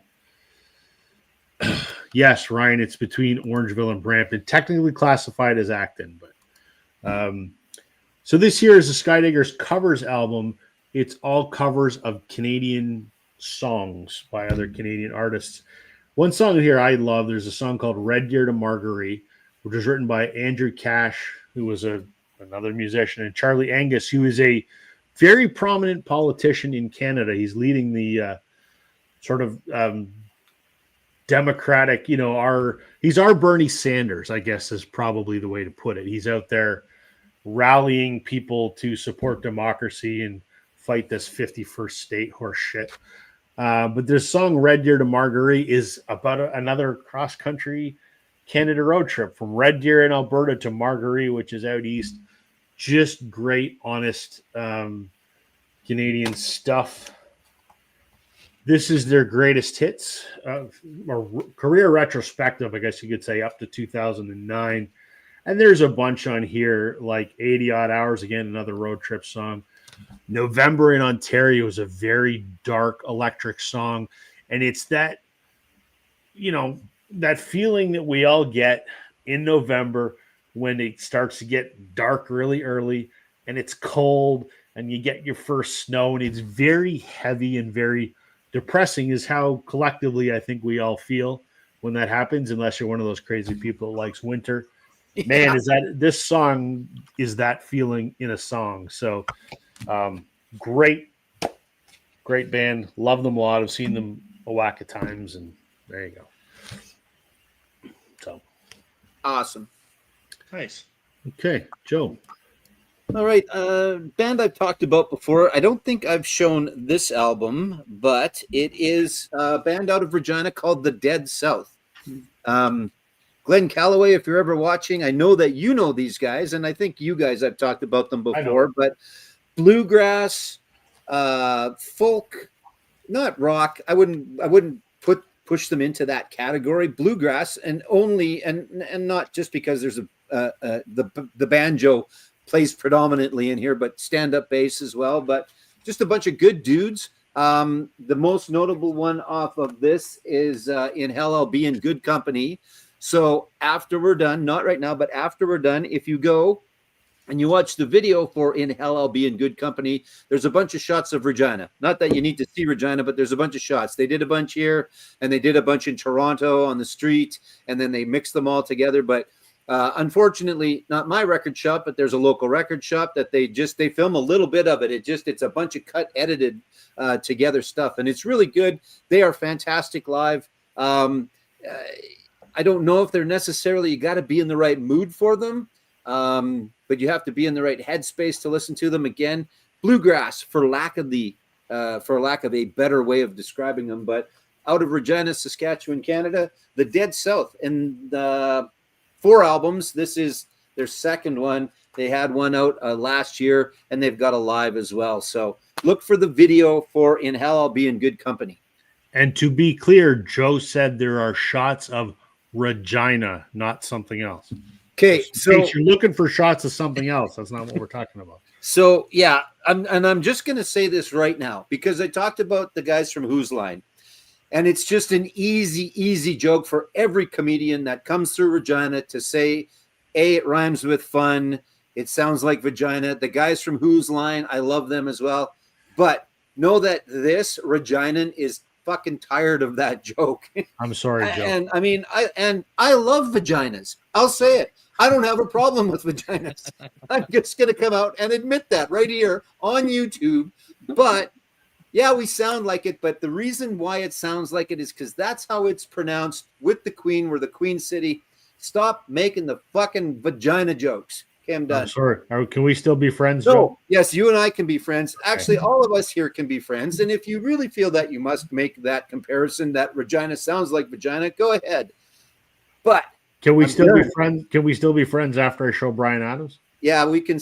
Yeah, I mean, if we weren't friends after you show Brian Adams, regardless of the I topic, do it every week just for you. it doesn't matter. You do. Yeah. I know exactly. Exactly. Okay. Yeah. Well, I apologize if I touched a nerve there. No, that's fine. It just came up. Even Joe and I were sitting there at the show, and she went, "They got to stop fucking making that joke." But anyway, so the Dead South, check them out because they're very good. From Okay. Regina.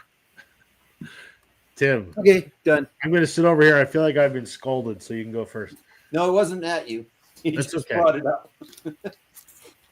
All right, this one I'll do a couple female artists. Here's one. No, she's pretty big. Well, she is big in Canada. I don't know if she is around, United States or whatever.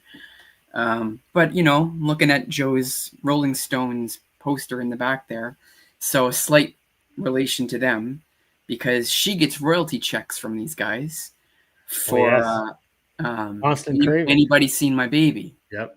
And that would be Katie Lang. Oh my God, you met her too. Yeah. Yep. Man. Katie Lang, yeah. She was here for she was getting the Governor General's Award a couple of years ago. Right. And that, yeah. So I got her then. But really nice lady. I don't follow her too closely, but her older stuff is really, really good. And I mean, this album alone is, I think they just repressed this on that, what's that?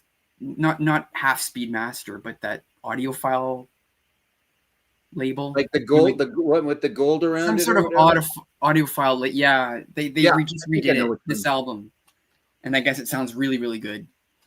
I'm not but yeah, sure. this one's got Constant Craving and all the stuff people know her for. But this is the one. If you're gonna get Katie Lang, this is the one you get. Yeah. But she's done she's collaborated with friggin' everybody, and I don't know, good Canadian ambassador. Yep.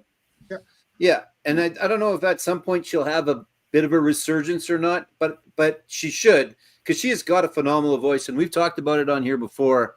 Her version of Hallelujah, Oh my God. Yeah. right at the Olympics, Yeah. that's a song. I mean, that's a great song to begin with, and then she just crushed it. So Yeah. anyway, She did a great That's what I briefly just when I was just chatting with her, I'm like, man, like quite the resume. Yeah, She we did were an awesome chatting about- duet with Roy Orbison before he died. Yeah. right, Yeah, yeah, everyone that's was- right too. Well, she's got that voice. Everybody wants. Yeah. Yep. Yeah. Great vocalist. Good Yeah, pick, older- man. Good pick. I don't think older- I've ever seen anyone show Katie Lang, so that's great. Katie Lang in the Reclines too is like before that was first off, right? Yeah. Young lady Yeah, from her early stuff is a little bit different there, but it is, yeah, definitely. Okay, Joe. I mean, not Joe. Daryl. No, I think Tim. Did you have a twofer, or were you just doing no, Katie? I was getting into a few Canadian. No, but I'm good. I'll come back around. Okay. Oh, I can bring you back. I'm sorry, Tim. Go ahead, Tim. Bring show. Oh, I was just going to say, what do you? I can't don't- host for shit This today. I'm sorry. another Canadian artist. This was actually signed literally 2 minutes after Katie Lang, because she was inducting her, like doing she was Katie's special guest. And I don't know how you guys feel about. I like her old stuff a lot. Actually, call me a soft hearter or whatever. But Jan Arden, I like How do Jan. you feel about Jan Arden? Mm-hmm. She's got Oh, different Jan voice, Arden. but Yeah. her first 3 records, so good. Yeah. I figured that's where you were going when you were talking about it. So Yeah. And this record's phenomenal. I don't know if anyone outside Canada would know this record, but if you like that folky, it's slow. good. It doesn't have anything hopping. It's in that same vein as Sarah McLachlan for folks. I guess so. Yeah. Yeah, but even we got Yeah. some pretty kick-ass female performers. We've talked Absolutely. about that before, right? Like I won't mention others because you guys might still have them coming up, but there's a number of others that we haven't talked about yet that are pretty fantastic and have garnered success in Canada, but not elsewhere. So, and what's his name? Jackson Brown's on here on a track. yeah, I didn't know that. Yeah. Yeah. Huh. So Can't argue with that then. no. You got Yeah, another one, Tim, or do you want me to No, go to that's just the two. Okay. Two for now. A twofer. Well, hold on. Breaking news. Yankees pitcher took a line drive to the nuts, and he still made the play to first base. What's the score, Ryan? I hope we're winning. that should be like a 2-outer, right? If you get hit in the nuts and you make the play still, that should count as 2 outs. What you're saying is that's 2 balls and a strike. It is. Oh, boy. Look at that. Sorry, folks. Hey, Daryl. All right, so here we go. If you get offended by things, now is the time to leave Joe's show, because I'm going to show an album that might offend some Canadians, but we'll get to that in a sec. So I definitely wanted to showcase Nickelback. some Indigenous content, I guess, Oh. and so this one is not the one that's going to piss people off. In fact, Rob's going to like this because he wants this album. I got it. You got it. Oh, you got it. You did. I got it. Keith from Attack from Down Under in New Zealand sent it to me. Oh, that's right. Yeah. I saw that. So yeah, I wanted to show Robbie Robertson. I'm not going to show any of the band, but I mean, when it comes to, I guess, Indigenous Canadians, I mean, Robbie Robertson is the first to really have mainstream success as a male Indigenous singer, and this album is really good. I mean, from start to finish, it's pretty good stuff. I mean, I don't know what your thoughts are, Rob, but I love it. it's a really, really good album. Love it. I didn't know about the U2 connection until, a couple months ago when you guys told me. I'm like, holy crap. I just remember it from, somewhere down the lazy river and whatever the other big hit was. Yeah. Red Rain, I think it is, eh? Showdown at Big Sky. Big Sky, that's Big right. Sky. So yeah, it's phenomenal. Robertson is another one of those guys that could make an appearance when we do our Wankers episode because he's a wanker. For sure. Well, this next As one is could make an appearance too. Indeed. But I wanted to give some selfless, shameless, I guess, advertising because I don't have these albums, but I mean, the Jerry Cans, Susan Aglukark, and Tanya Tagak are really good Indigenous singers. Now let's talk about one that's pretty much caused so much controversy in Canada that Indigenous people have burned their records over, but I think that she is still a great singer. Politics aside, what she did, all of her things stripped aside, Buffy St. Marie is still a good singer. And Indeed. I mean, if that offends you, then I'm sorry, but at the end of the day, there's a reason that she got to make X amount of albums and it went viral all across Canada. Her and Joni Mitchell. I mean, I get the controversy, but there we go. So I don't think you're going to see too many people showing Buffy St. Marie anymore, but I think that she is deserving based on her singing talent. Because if we're gonna start razzing her out, then we might as well talk about I don't know, we could talk about a whole pile of singers in this whole. Yep. Yeah, that's a shame. Correct. Ryan is saying that if you want to talk about Canadian Aboriginal folk, he's suggesting Willie Dunn quite strongly. So there you go. Cool. Right on. Chris, if you're watching, there's another rock and roll documentary about Aboriginal artists who I can't remember what it's actually called, but it's pretty damn good. And they talk about Robbie in it. So there's another one. Just look up Aboriginal artists documentary. Okay. Daryl, I don't know. Those are my Just a 2-second skew. I don't know if he's considered Aboriginal. Maybe he's not, but he does a lot of things for the Aboriginal. Like he's always doing things with them. Julian Taylor. Do you know Julian Taylor? No. Okay, just curious. Because I pulled Julian Taylor, but I wasn't. Yeah, just not super well known guy, but he does a lot of stuff with. Yeah, I just wasn't sure if he was Aboriginal myself. Yeah, just curious if you heard of him. Okay. I'm gonna do a couple for here because we're getting close to the end of the show here. So I'm gonna do like maybe 3 here. I think. Yeah, let's do 3. Let's do 3, and then we'll do one more round after this. Okay, because Joe wants to see this.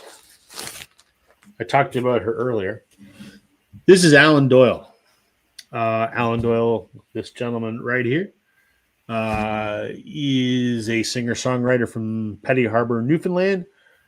Rose to fame as one of the 2 frontmen of the folk pop rock band Great Big Sea, which had immense success here and abroad until they broke up. Alan's been touring on his own since 2014. And this is his only vinyl record, but he has many, many albums. This is called Back to the Harbor, and it is literally a love letter to his hometown of Petty Harbor, Newfoundland. And people on the cover here, this isn't his full band. There's Alan Doyle and the beautiful band. This is just a couple people from that band. This is Corey Tetford, his guitar player. That's my buddy Kendall Carson, his fiddle player. And this gentleman over here is not in his band, but this was the guy that produced this, a very well-known East Coast rock and roll singer-songwriter, Joel Plaskett from the Joel Plaskett Emergency, and just Joel Plaskett. Pretty awesome. So great East Coast contemporary folk music that is a love letter to Alan's home in Newfoundland. So there's number 1 that I'm going to show. I'm just going to show this in passing. I'm not going to talk a ton about it because I have shown it a bazillion times. We can't talk about Canadian music without talking about Tom Cochrane, one of the best singer-songwriters of the last 40 years. This is Victory Day. It's autographed from when I met him. Big League, which is not about baseball. It's about hockey. Tom is a massive hockey fan. And he, in an interview, talked about how Big League, he wanted that to be Canada's ultimate road trip song. And because, we all have that experience of, going to ice cold hockey rinks in the middle of winter, whether we played hockey or not. And that's really what it's a pretty tragic song, but hockey is such a part of our culture, whether you're a hockey fan or not. So Big League. I'm going to show 2 more real quick. Keep coming. And, we have to talk about Gord. Maybe the preeminent songwriter, if we're talking about people writing about the Canadian experience. He probably has like 612 songs about Canada. Yeah. But I think of a couple. Right off the bat, you think of the Canadian Railroad Trilogy, which was about the building of our transcontinental highway. But I think of the one that popped into my mind was Carefree Highway. Yeah. Again, there's a lot of sort of road trip kind of songs because this damn country is so big, you got to do a lot of driving. So that's that. And the last one I'm going to show for this turn for you, Joe, Brian. But that's not Summer of '69. This is his. This is most recent. Yes, this is most recent. So Happy It Hurts, and the title track, So Happy It Hurts, is again about a road trip. And it starts off about driving down TransCanada 1, which is the TransCanada Highway that goes from British Columbia all the way to the East Coast. And I just got the top down, and you can see the Rocky Mountains in the rearview mirror as he's driving from BC east. He has a studio in Vancouver, and he's from Kingston, so maybe he's driving from his studio to where he's from. I doubt it, but anyway, a song about driving down the TransCanada Highway. There, that was way too many. Gatefold. No, it's Gatefold. Sorry, yeah. Both of them were, I think. There he is, sitting on a beat up old car, and that'll be a bigger picture of Gord, right? Or there you go. Yeah, nice. There you go. Stuff. Okay, Joe. Very good. So we have covered folk, and we've covered female artists, and we've covered country to a certain extent, but we haven't talked a lot about Canadian punk. And there's not a lot, but there's some good stuff. So first off, I'm going to start with these guys, which is Sum 41. No longer doing anything. I'm sure they'll come up with something. There'll be some side projects. Guys will do stuff. They just finished off their final tour. They did an album. They said, that's it. They're done. We'll see if they Motley Crue it or not. But anyway, they were good. I saw them a couple of times. Good stuff. Most notably, Fat Lip, I guess, for those in the States. That was probably a hit down there. Not a lot of times you can rhyme the word abortion in a song and get away with it, but they did. I don't know if they rhyme it, but they say it anyway. Yeah, just good stuff, good fun stuff. I saw them with the Offspring. Nice. So if you're not familiar with Sum 41, but you know Offspring, they kind of went together very well. Just that, although they're Canadian, that California punk sound, Social Distortion, stuff like that. So good stuff. And on some, I'm not sure what that is, some kind of snot green thing. I don't know. Anyway, and then the godfathers of Canadian punk, DOA.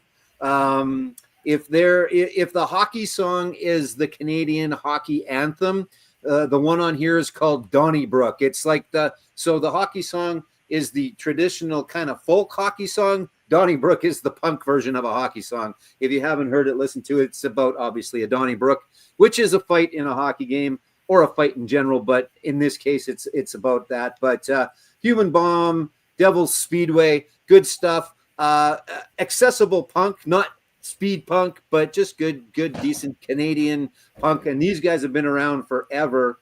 This is back from, this I think is a reissue, and it's still back into the late 80s or whatever. I can't find the damn date on here, but good stuff. DOA and the Northern Avenger sounds like a Canadian superhero, but it's not. Have you guys watched that Canadian superhero show that's on Crave? I watched a couple episodes. Not bad, with Will Arnett and Colby Smulders. It's not bad, but this is really good. Look at and there's lots of other DOAs. I just chose that one because it's got Donnybrook on it. Richard wants to know if Anvil or Exciter has been mentioned tonight.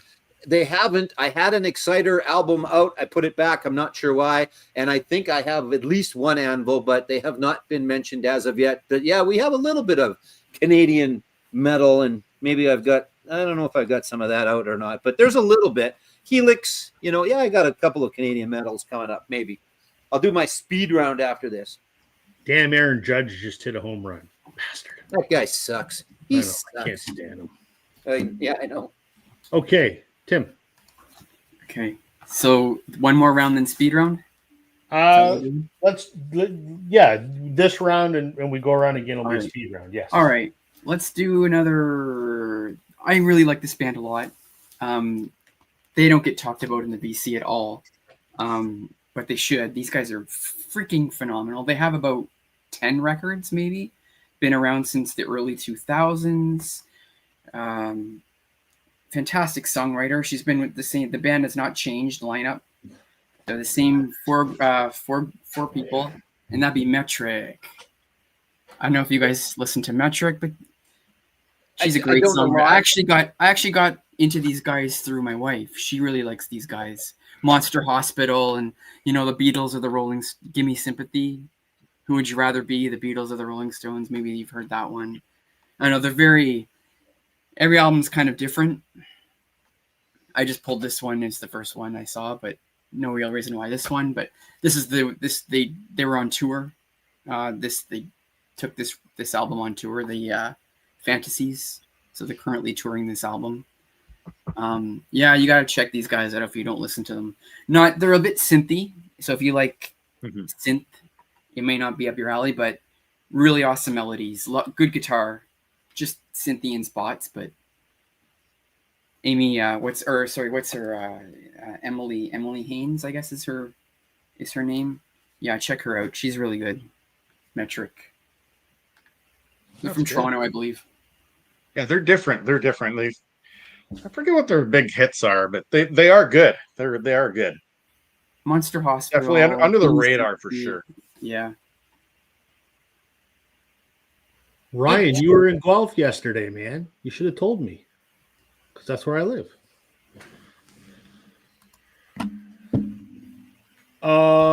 You got another one, Tim, or are we gonna save it? I was just gonna do a speed round. I got a whole bunch here, but I didn't know what to pull, so I overpulled. I know you were just talking about Gordon Lightfoot. I pulled my Gordon Lightfoot out. Oh, and it's signed. Of course it is. Yeah, this one is not one of his. Like, this one's got Early Morning Rain. Who cares? Steel Rail Blues. Yeah. Like, nothing crazy, not like his other monster hits. Right. But it's signed well. Yeah, that's a good one to get signed. Yeah, I like it's got the old. Yeah. It's one of. I think it's his debut, actually. I think so. Like late 60s, I think. Yeah. And then how can you not? Honeymoon Suite. Ah, yes, sir. They're friggin' awesome. Johnny D's a good guy. Feist, she's weird. She's super weird. Yeah. She's strange. Joe, this one's for you. I just got this signed last week by Bob Iger, Canadian producer. Nice. Right on. That's good. Gowan, he's a weirdo, but he's fun. Okay, well, here, while you're doing that, then I'll throw this one out there and take it off my list. Just tell me just tell me when to stop, really. Yeah, that's a good record. It's just, because this one doesn't come up often. No. That comes up all the time, and it's a great record. So is this. Good fight. Yeah. Yeah, this is first, and this is great. Yeah. Keep up the fight. Yeah, exactly. Sorry, go ahead. We got David Foster, Canadian producer, I guess, or whatever. Steve Lukather, I digress. Who can you cannot talk about the Guess Who? How can you not, right? I got to stop you at the Guess Who. So I've told you guys before, I don't know if Tim's heard the story, but Burton Cummings got his honorary doctorate of music with my graduating class from the University of Guelph. I found the VHS tape a couple weeks ago. I bought an audio converter. I got my VCR to work, and I digitized that shit. Nice. The entire graduation ceremony, Burton's commencement address, that's awesome. And me shaking his hand. So that's awesome. There you go. That's great. Right on. All right. Tea Party. You guys listen to the Tea Party at all? No, but that's another guy that could fit into the musical wanker category. They're wankerish. They're wankerish. Yeah. What's this stupid guy's name? The lead singer? Yeah. He thinks he's Jim Morrison. What the hell is his name? Oh, no, not Rain. That's no, that you're thinking Our Lady Peace. Joe. Does it say in the back here? Jeff Martin. Is that it? Yes, I think that's him. I think it's Jeff Martin. I know a couple people that met him said he was an absolute dick. Yeah, he kind of is. Yeah. I don't know if you listened to Strange Advance. Listened to that one a little while ago, actually. Never heard of it. Yeah, phenomenal record. Very, I don't know. How would you describe it, Joe? 80s synthy, but not as big as, like, I don't know if you can. It's not proggy. It's not proggy, but. Flock of Seagulls, maybe, if you had I don't know. Yeah, Worlds Away. He's got like a David Bowie-ish voice, We Run, right? Yeah. I think was on that too. So Sloan. Nice. I know you just mentioned TransCanada Highwaymen. That's one of 25% of them. Yep. You mentioned Sarah McLachlan. Oh, yeah. How can you not be surfacing huge records? I don't have that, but I should. I have an album with her guitar player and bass player, but I didn't show it. Mays, right? No, Luke Doucette and Melissa McClellan. Oh, Luke Doucette, right. But Matt Mays is coming up in the speed round. So. Yeah. Well, this is my speed round, just getting a few in. Men Without Hats. Ivan, yep. All right, Pop Goes the World, Safety Dance. And I pulled it out. Why not, right? There we go. So, okay, show that one again. Show that Amanda Marshall one again. So, here's where I'm torn. So, I have that album, not signed. I have it on white vinyl. And I noticed a couple weeks ago the signed white. Oh, you got an orange one. Mine's red. Red. Okay. Yeah. Mine's white. The white vinyl version is back in stock in Amanda's store, autographed. And I'm sitting here going, do I do it? I already have the album, but I don't have it autographed. And I'm like, well, I should buy it. I mean, it's not a chicken scratch for what it's worth. So. Right. So I'm like, so it's only $40 for the record, which I have no problems with. So you're not paying for the autograph. It's probably going to be $40 shipping on top of the $40 record. But is it coming from the States? Yeah. No, it's here. Her fulfillment company's here in Toronto. So I don't know. I'm. What should we do, Daryl? Should we buy the autographed one? I've thought about it. Yeah, I know. Exactly. Okay. So it's Daryl's turn on that note. Yep. All right. So I'm gonna show 2 right now, and then I'll do a speed round because I've got quite a few for the speed round.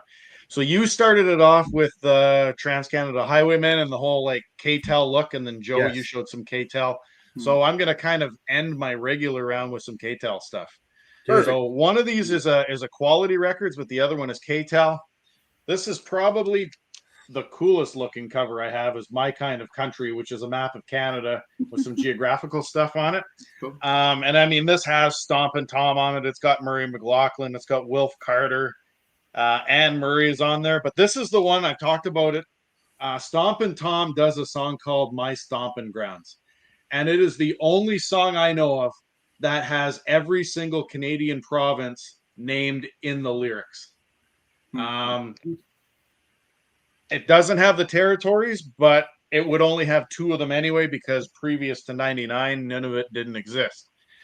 And then this is a Quality Records one, but I bought this just before I went. The last time I ever went to a Jays game, it's a long time ago, probably 2010, 2011. It's Rob, you would remember this game. JP Arancibia's first game as a J when he flipping had, 3 home runs and X amount of RBIs. I was at that game. No way. I was at that game. That would have been 2012, I think. Yeah. And so I bought this at a shop in Toronto. It's Quality Records. It's called Canadian Gold. And the only reason I brought it out, I was talking to a buddy of mine, the guy that I went to the game with my oldest son. He was like, hey, you should show some Rita McNeil. And I was like, I don't have any Rita McNeil. And then I went, but I do have Rita McNeil. It's on the Canadian Gold record. And so this one has Tom Cochrane and Red Ryder, Boy Inside the Man. It has Rock and Hyde, Dirty Water. It's got Pursuit of Happiness, Northern Pikes, Kim Mitchell, Haywire, Zappa Costa, Luba, Rita McNeil, The Box. This has just got all kinds of Canadian classic stuff on it. So that's awesome. Figured I'd show that one. If I'm going to show some K-Tel quality music, might as well go with that one. I almost showed some Haywire tonight, but I didn't pull it after all. Bad boys. Black and blue. I'm friends with the drummer. Oh yeah. That ends my regular round. Those 2 Right. K-Tel quality stuff. There's some pretty cool stuff on K-Tel. I mean, I get it. People like if you listen to some people in the VC, they're all like, oh, it's shitty quality music, and they crammed everything onto one record and they shortened. Who cares, man? But there's something. It was all there's about something, listening to it. It's something nostalgic about it. Yeah. Yeah. Right. Yeah. Yep. Yep. Speaking of nostalgic, I saw a meme on the internet today, and it was a guy sitting there, and it said, I can't remember what I did yesterday, but I can still remember obscure lyrics from TV shows in the 80s, and it played the theme song, we all know this, to The Littlest Hobo. Littlest Hobo, yep. And I'm like, man, I wish I could find that on a record somewhere. It's such a great damn song. Americans are going, Suck there. I thought you were going to say today's special. Oh, well, I remember the words to that too. Shit. I met the littlest hobo once. Did you? Yeah, there was 6 of them. I'm sure. Oh. Yeah, at least. So I'm sure. Yeah. My turn now, right? We're doing a speed round? your turn, Right. yes. Yeah. Okay. Let's bring it home. Only All if right, you can show an album with someone with lots of hair. Oh, wait, there it is. if you pull it, you got to show it. So I That's pulled it right. because I didn't think anyone was going to show it. So Tim showed Amanda's first album, which is phenomenal. It's her best. This is her second album, Tuesday's Child. No, it's not a gatefold. Okay, I don't have to show it. This had some pretty big hits on it too. My second favorite Amanda Marshall song, "Love Lift Me," I think is incredible. "Believe in You," "Too Little, Too Late," just amazing record, just awesome. This is you got the black vinyl one, right, Daryl?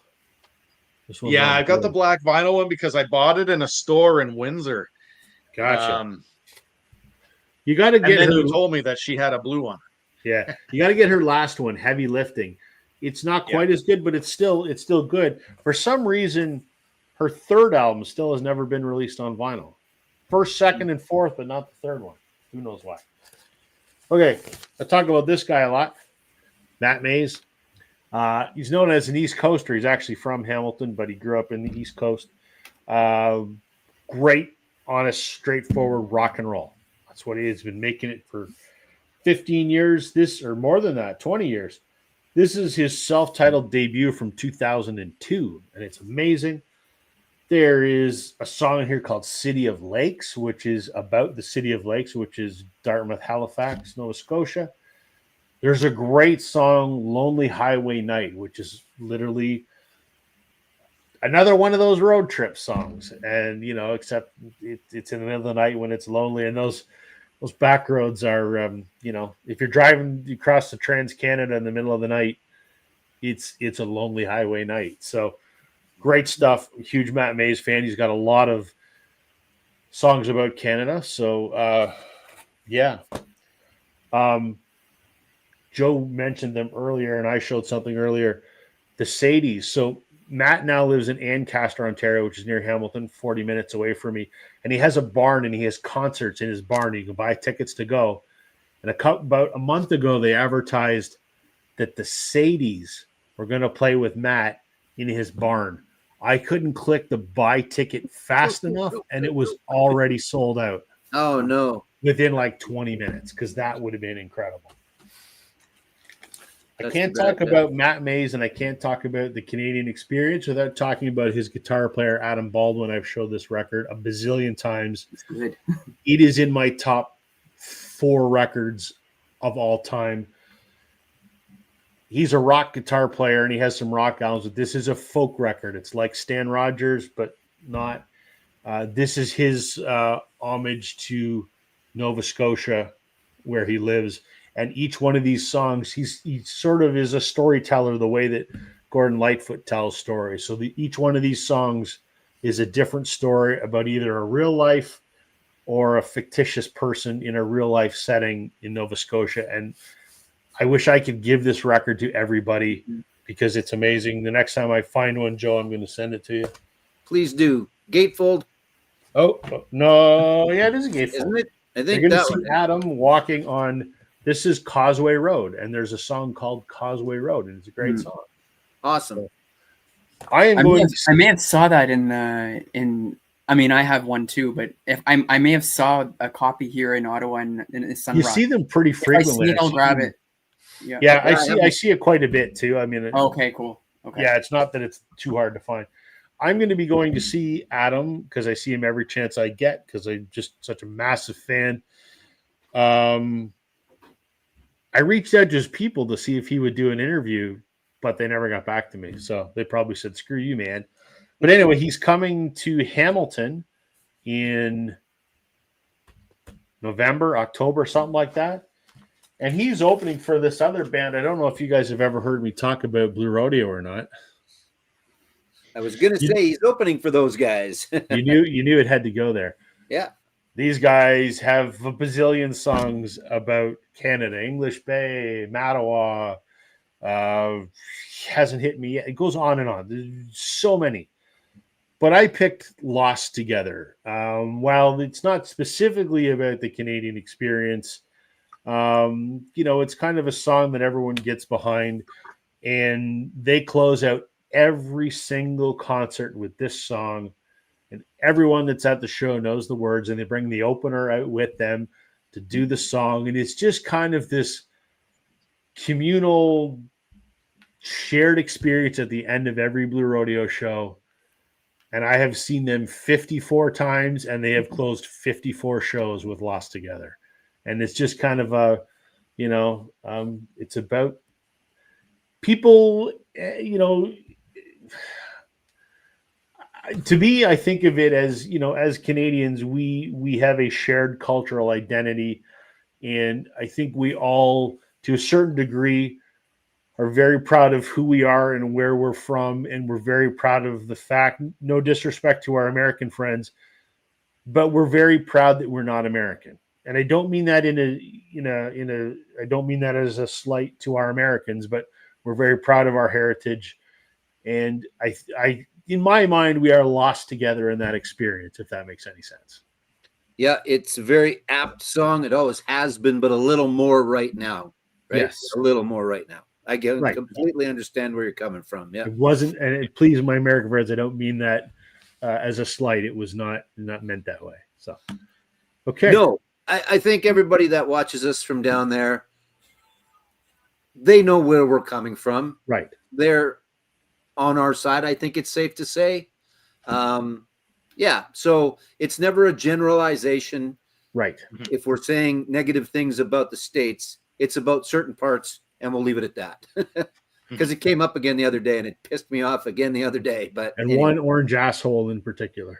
That's exactly correct. Elbows up. Elbows up. God damn it. I was just looking at the track list for Lost Together. It's been a little while since I've heard the album. Some good songs in there. I forgot. Oh, it's such a solid record. Yeah. Last to Know and Is It You? I love those tracks. Phenomenal. Sure. There's the gatefold with there you go. Yeah. Let me just. I forgot how good that record is. Basil Donovan, Jim Cuddy, Glenn Milcham, Greg Keeler, and Bobby Wiseman, who's not with the band. And Joe, you really should watch the documentary because I got a lot of things to say to you about what this guy says in the documentary. P.S. I promise I will. P.S. Whatever he says in the documentary is full of fucking shit. Yeah, he was saying that's coming from his bandmates. So. There's a documentary. It's called Lost Together. Where can I see this? You can see it you can just look for it on YouTube. It's on the documentary channels. It was endorsed like it's the band's official documentary. Okay. It's not actually it's not the history of the band. It's more about Jim and Greg's relationship and how the band formed around that. And it charts their relationship to the point when the band almost broke up about 8 or 9 years ago. That sounds more interesting anyway. It's a bit of a manufactured story arc, though. Okay. I had the privilege of when I was watching it, I was in the midst of a very large text chain with my buddy Bob, who's in the band. And as I'm watching it, he and I are texting in real time. And I have he shared with me a lot of stuff that I'm not allowed to say publicly. Mm-hmm. But suffice to say, the arc in the documentary is made a bigger deal of than actually was. But it's still a really good, it does a great job of painting a picture of why this is, Canada's band in some people's eyes. I'll check it out. Yeah, it's very good. Okay, Joe.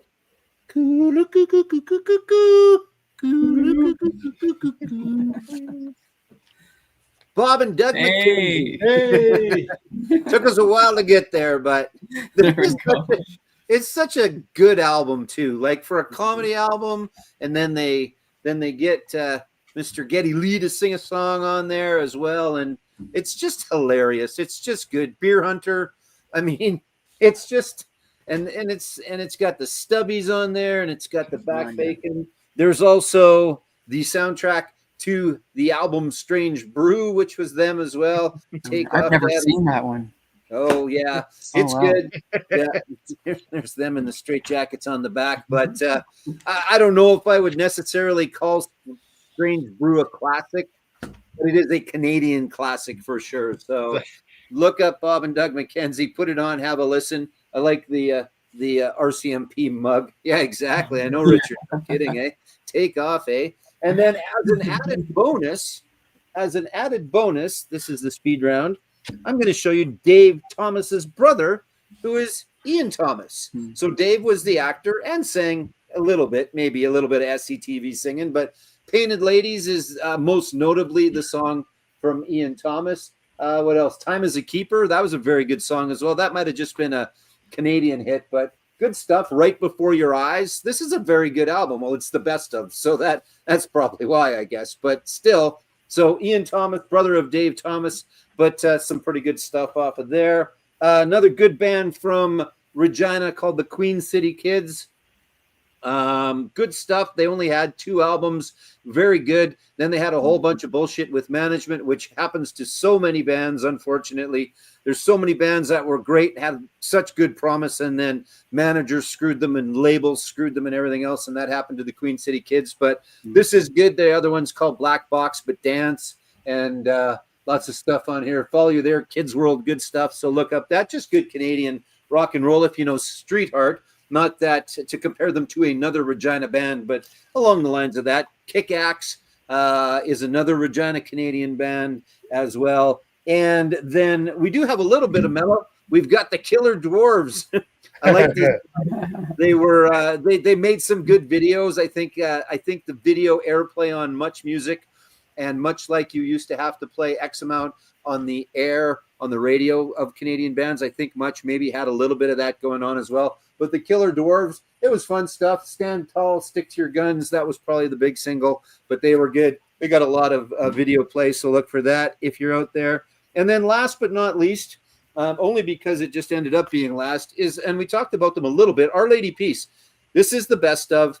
They are one of my bands that I forget about all the time and then think about them and go, man, that's some good stuff. It's one of those. One of my favorite lines in a song ever is, she was a dancer. She wishes she never heard of cancer. And I had never seen them. And then I saw them 3 times in 1 year. They played down they opened up for someone, then they opened up for someone else. And then they were at a little festival as well. But good stuff. Again, lots of hits here in Canada.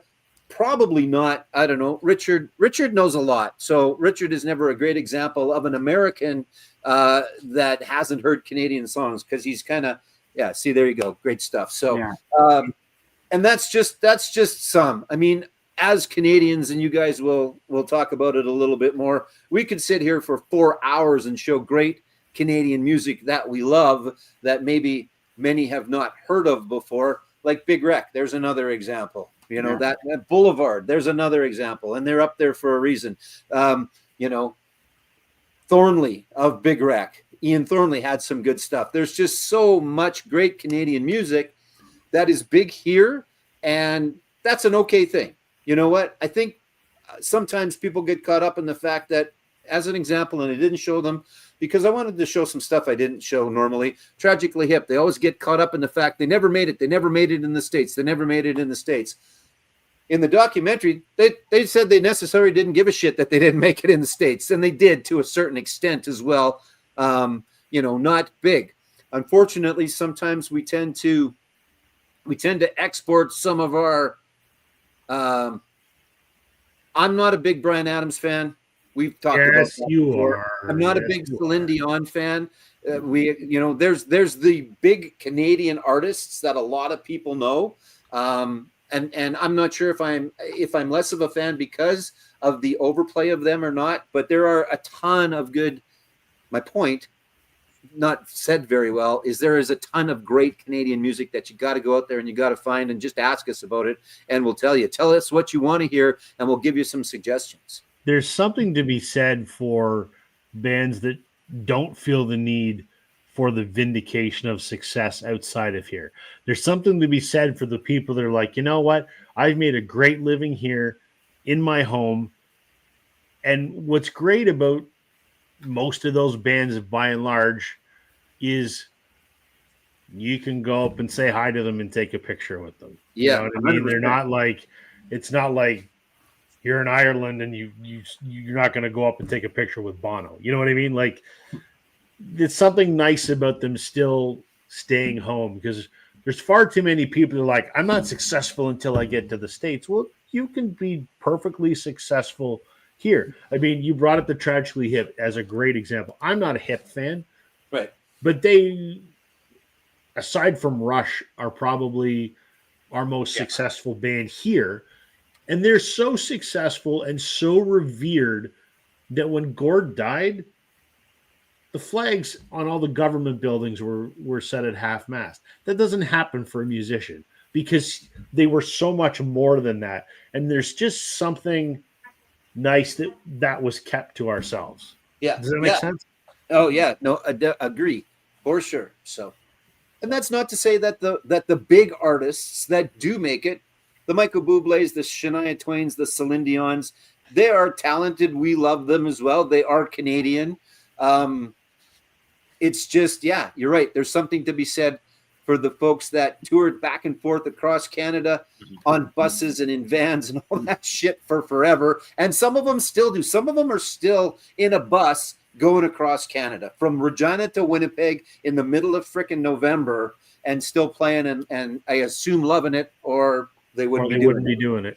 Yep. Yeah. I unfortunately forget who I was talking to, but I was talking to when I don't know who it was who I met, but I was talking to them about this very thing, and they said that they are popular in the States, but it's a numbers game.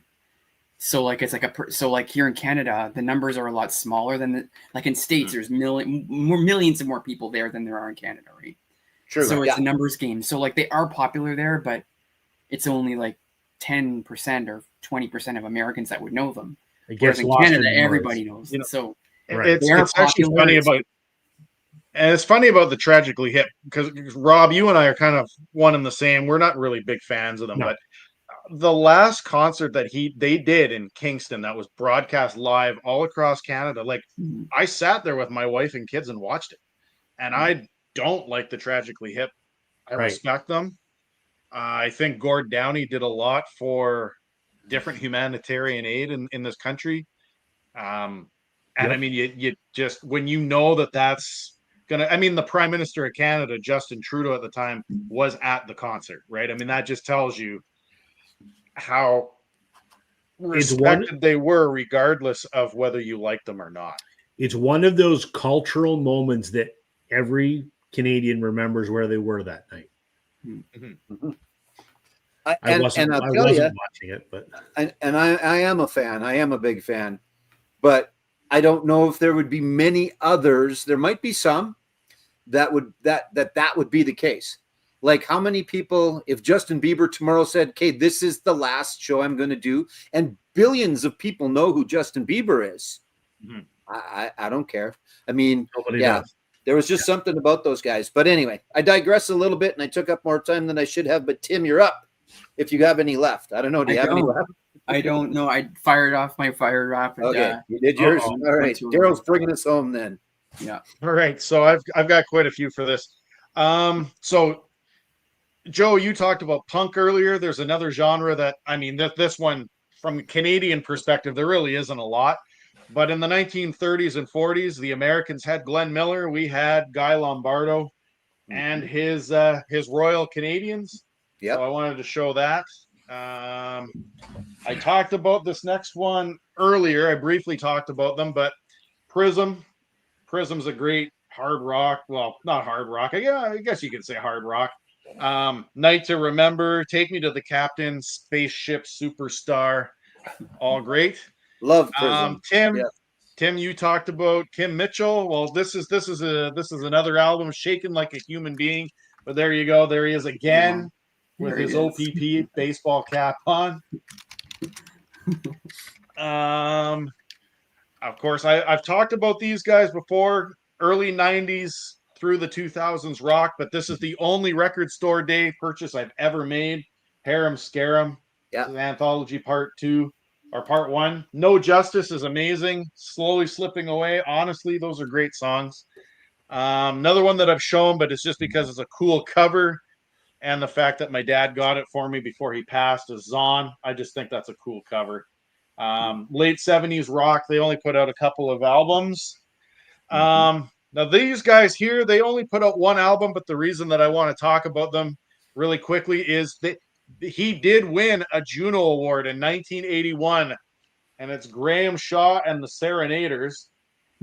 But I'm going to two for this one here with this because Graham Shaw is actually one in the liner notes here. He's one of the ones credited as being singing. So there's that. Who's the number one billed artist on that? Just on that Northern Lights one? Who is it? Who is it? We won't talk about Bryan Adams, will we? Ah, there it is. Can't talk about Canadian music without talking about Mike Reno and Loverboy. Oh, of course. Yep. Oh, So, yeah. you know, loving every minute of it. Here's a weird one, but we all respect these guys. Doug and the Slugs. Yep. Tomcat Doug and the Prowl Slugs. is just a funny song. Nice. Making it work. Yeah, Doug and the Slugs are awesome. Let's go with we got three more here. Let's go to the province of Quebec for two of these. Jerry Doucette, The Deuce is Loose, and Mama Let Him Play. And that one there is on Mushroom. Yep. I always like that label there. Yep. And of course, the next two are probably my two favorite Canadian bands / musicians. This is the one that has my favorite song by Gino Vanelli. And Wild Horses is a fantastic song. I pretty much got all. I talked about this. I'm not a completionist. For whatever reason, I have every Gino Vanelli song. That's good. Or every Gino. album. And then, I mean, this is just selfless promotion here. There you go. Got to go with Glass Tiger to finish this off. This is the Thin Red Line, probably my favorite album by them. And there we go. I was hoping, Daryl, with your collection such that it is, we were going to see some David Wilcox. Oh, yeah, man. I don't have David Wilcox. I've been looking. That's hilarious. I've been looking. Laying pipe, man. David Wilcox. Laying pipe. Do the bear cat. Do the bear cat. Do the bear cat. Yeah. Downtown to uptown, all that stuff. He's fantastic, but no one ever talks about him anymore. No. It's true.